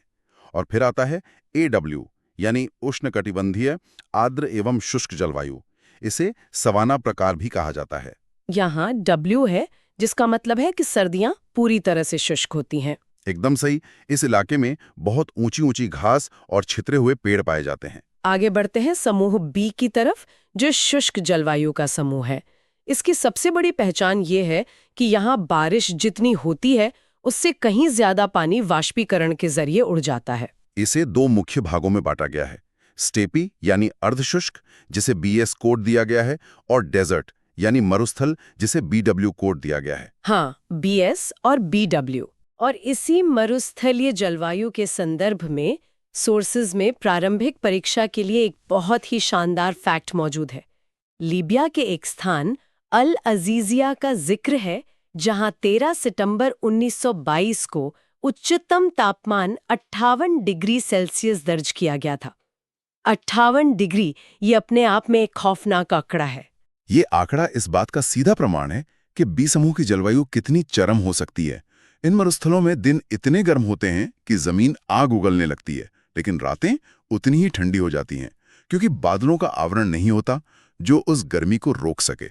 और अब अगर हम भूमध्य रेखा से थोड़ा और दूर मध्य अक्षांशों की ओर बढ़ें तो समूह सी आता है। हाँ, ये कोष्ण शीतोष्ण जलवायु है जो 30 से 50 डिग्री अक्षांशों के बीच पाई जाती है। इसमें एक विशेष प्रकार है CS यानी भूमध्य सागरीय जलवायु। परीक्षाओं में इस पर अक्सर सवाल बनते हैं। CS का कोड डिकोड करना दिलचस्प है।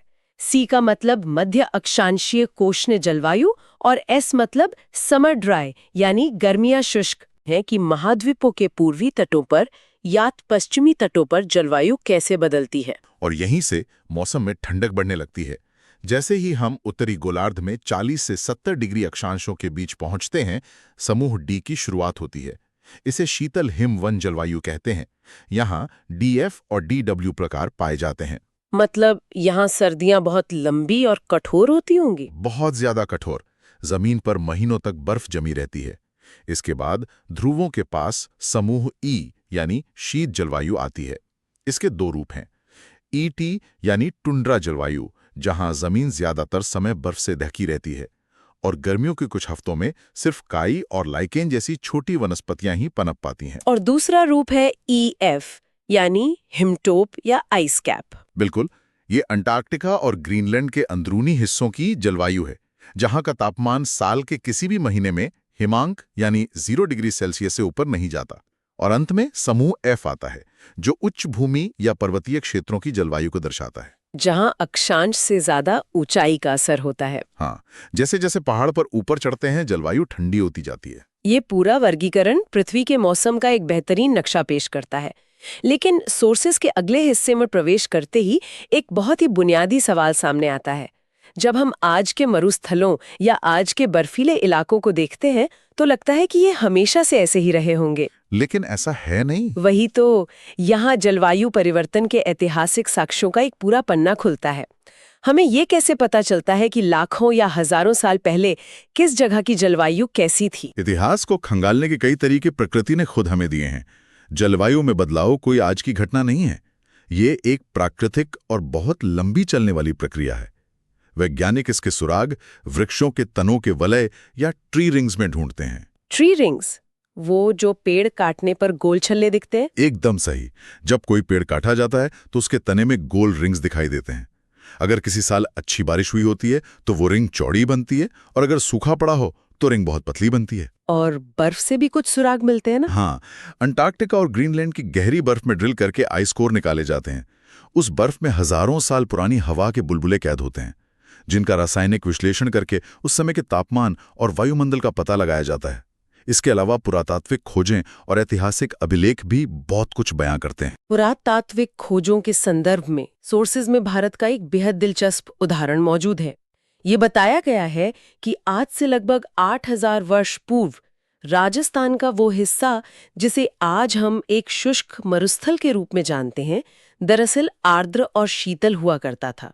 वहां अच्छी खासी बारिश होती थी। और फिर ईसा पूर्व 2000 से 1700 के दौरान, जो कि हड़प्पा सभ्यता का समय था, वहां धीरे धीरे शुष्क दशाएं शुरू होने लगीं। ये एक बहुत बड़ा प्रमाण है कि कैसे एक पूरी सभ्यता के जीवन काल में उस जगह का भूगोल और जलवायु पूरी तरह बदल गई। ये एक बहुत ही सटीक उदाहरण है। अगर हम समय के पैमाने को थोड़ा और पीछे ले जाएं, भूवैज्ञानिक काल में, तो हमें प्लिस्टोसीन युग के हिमयुग या आइस एजेस देखने को मिलते हैं।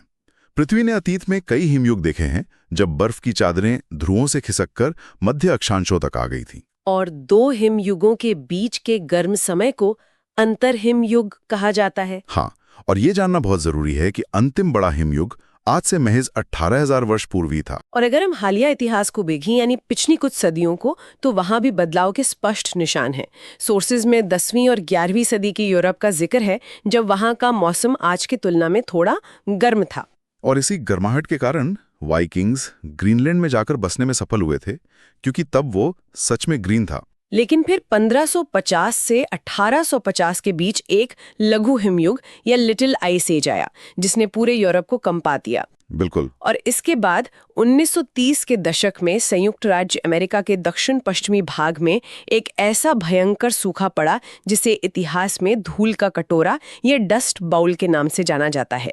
सूखे और खराद कृषि तकनीकों के कारण वहां की उपजाऊ मिट्टी धूल के तूफानों में उड़ गई थी।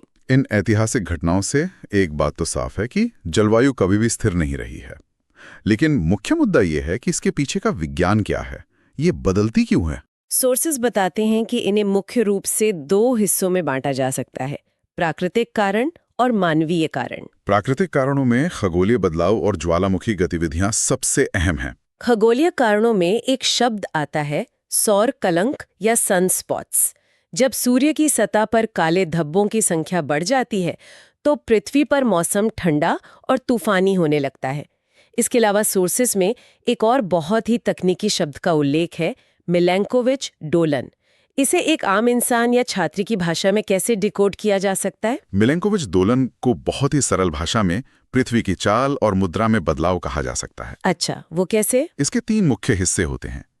पहला, पृथ्वी सूर्य के चारों ओर जिस कक्षा में चक्कर लगाती है उसका आकार हजारों सालों में बदलता रहता है।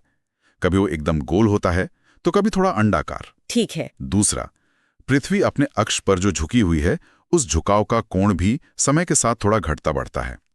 और तीसरा, पृथ्वी लट्टू की तरह अपनी धुरी पर थोड़ी डगमगाती है। ओहो, तो इन तीनों बदलावों से होता क्या है? इन तीनों बदलावों के कारण पृथ्वी पर पहुंचने वाले सूर्य के प्रकाश यानी सूर्यातप की मात्रा और उसके वितरण में भारी अंतर आ जाता है। यही वो खगोलीय चक्र है जो बड़े हिमयुगों को लाता और खत्म करता है। समझ गई। और ज्वालामुखी गतिविधियां भी तो एक बड़ा प्राकृतिक कारण है। बिल्कुल। जब कोई बहुत बड़ा ज्वालामुखी फटता है तो भारी मात्रा में राख और एरोसोल वायुमंडल में पहुंच जाते हैं। ये कण इतने महीन होते हैं कि वे हवा में तैरते रहते हैं और सूर्य से आने वाली किरणों को वापस अंतरिक्ष में परावर्तित कर देते हैं, जिससे पृथ्वी की सतह तक धूप नहीं पहुंच पाती और तापमान गिर जाता है। हाँ, सोर्सेज में माउंट पिनाटोबा के फटने का उदाहरण है, जिसके बाद कुछ समय के लिए पृथ्वी का औसत तापमान वास्तव में कम हो गया था। लेकिन आज की वैश्विक स्थिति को देखते हुए सबसे गंभीर चिंता प्राकृतिक कारण नहीं है। असली चिंता मानवीय कारण है और उनमें सबसे ऊपर है ग्रीन हाउस प्रभाव। सोर्सेज में ऐसी कई गैसों का जिक्र है जो इसके लिए जिम्मेदार है, जैसे कार्बन डाइऑक्साइड, क्लोरोफ्लोरोकार्बन्स यानी CFC, methane, nitrous oxide, ozone और कार्बन मोनोऑक्साइड। ये तो हम रोज अखबारों में पढ़ते हैं। वही तो, लेकिन भौतिक भूगोल के नजरिए से ये तंत्र आखिर काम कैसे करता है? इस तंत्र को समझने के लिए बंद कार का वो क्लासिक उदाहरण सबसे मुफीद है। कल्पना करें कि एक कार चिलचिलाती धूप में खड़ी है और उसके सारे शीशे पूरी तरह बंद है। सूर्य से जो किरणें आती हैं उन्हें लघु तरंगें या शॉर्ट वेव्स कहा जाता है। ठीक है। इन लघु तरंगों में इतनी ऊर्जा होती है कि ये कार के शीशे को पार करके अंदर आ जाती हैं। जब ये किरणें कार की सीटों और डैशबोर्ड पर पड़ती हैं तो उन्हें गर्म कर देती हैं। अब विज्ञान का एक नियम है कि गर्म वस्तुएं अपनी गर्मी वापस छोड़ती हैं, लेकिन ये दीर्घ तरंगों या लॉन्ग वेव्स के रूप में होती हैं। और कार का शीशा इन दीर्घ तरंगों को बाहर नहीं निकलने देता। बिल्कुल, वो उन्हें अंदर ही फंसा लेता है। नतीजा ये होता है कि कार के अंदर का तापमान बाहर से कहीं ज्यादा हो जाता है। कार एक भट्टी बन जाती है। और यही सेम चीज हमारी पृथ्वी के वायुमंडल के साथ हो रही है। एकदम सही। पृथ्वी के वायुमंडल में मौजूद कार्बन डाइऑक्साइड, मीथेन और अन्य ग्रीनहाउस गैसें उसी कार के शीशे का काम कर रही हैं। वो सूर्य से आने वाले लघु तरंग विकिरण को पृथ्वी तक पहुंचने तो देती हैं, लेकिन जब जमीन गर्म होके दीर्घ तरंगों के रूप में गर्मी को वापस अंतरिक्ष में भेजना चाहती है, तो ये गैसें उस गर्मी को सोख लेती हैं और वायुमंडल से बाहर नहीं जाने देती। इस रुकी हुई गर्मी के कारण ही पृथ्वी का औसत तापमान लगातार बढ़ रहा है, जिसे हम ग्लोबल वार्मिंग कहते हैं। और इस ग्लोबल वार्मिंग के प्रभाव कितने भयानक हो सकते हैं ये सोर्सेज में दिए गए आंकड़ों से एकदम साफ हो जाता है। जलवायु मॉडलों के अनुसार ये अनुमान लगाया गया है कि वायुमंडल में कार्बन डाइऑक्साइड की मात्रा पूर्व औद्योगिक स्तर से दोगुनी हो सकती है। इसके अलावा CFC जैसी गैसों ने समताप मंडल में ओजोन परत को भारी नुकसान पहुंचाया है। समताप मंडल वायुमंडल की वो परत है जो जमीन से लगभग 10-15 किलोमीटर ऊपर शुरू होती है। और वहां मौजूद ओजोन हमें सूर्य की जानलेवा पराबैंगनी किरणों से बचाती है। खासकर अंटार्कटिका के ऊपर इस परत में एक बड़ा छेद देखा गया है। और ग्लोबल वार्मिंग का सीधा असर हमारे बर्फ के भंडारों पर पड़ रहा है। सोर्सेज में शामिल एक अखबार की कटिंग में गंगोत्री ग्लेशियर का जिक्र है, जो हर साल 23 मीटर की दर से सिकुड़ रहा है। ये सिर्फ एक ग्लेशियर की कहानी नहीं है। दुनिया भर की हिमानियां और ध्रुवीय हिमटोपियां पिघल रही हैं। जब ये सारा अतिरिक्त पानी समुद्रों में पहुंचेगा तो जलस्तर में वृद्धि होगी।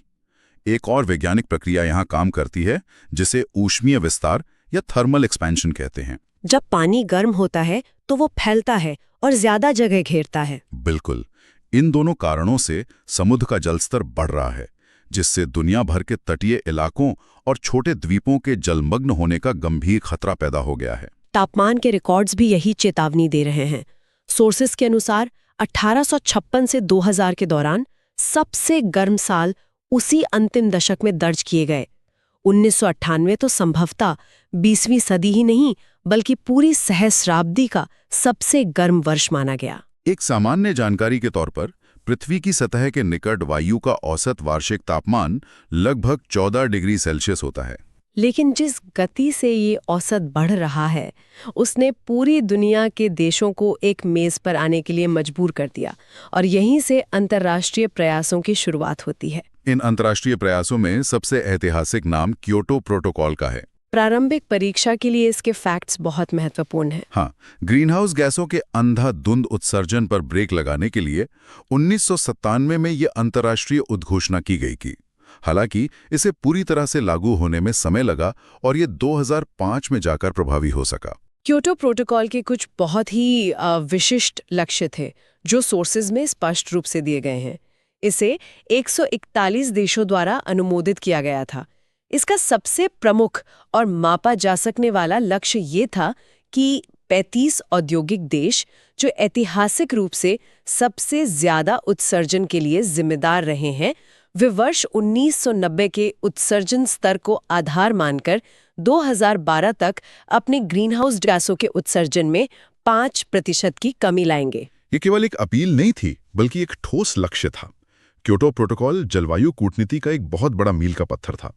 हालांकि आज हम 2012 से बहुत आगे आ चुके हैं और पेरिस समझौते जैसे नए लक्ष्य तय किए जा चुके हैं, लेकिन क्योटो ने पहली बार दुनिया को ये एहसास दिलाया कि जलवायु परिवर्तन एक वैश्विक संकट है और कोई भी देश अकेले इससे नहीं लड़ सकता। समाधान सामूहिक ही होना चाहिए। बिल्कुल।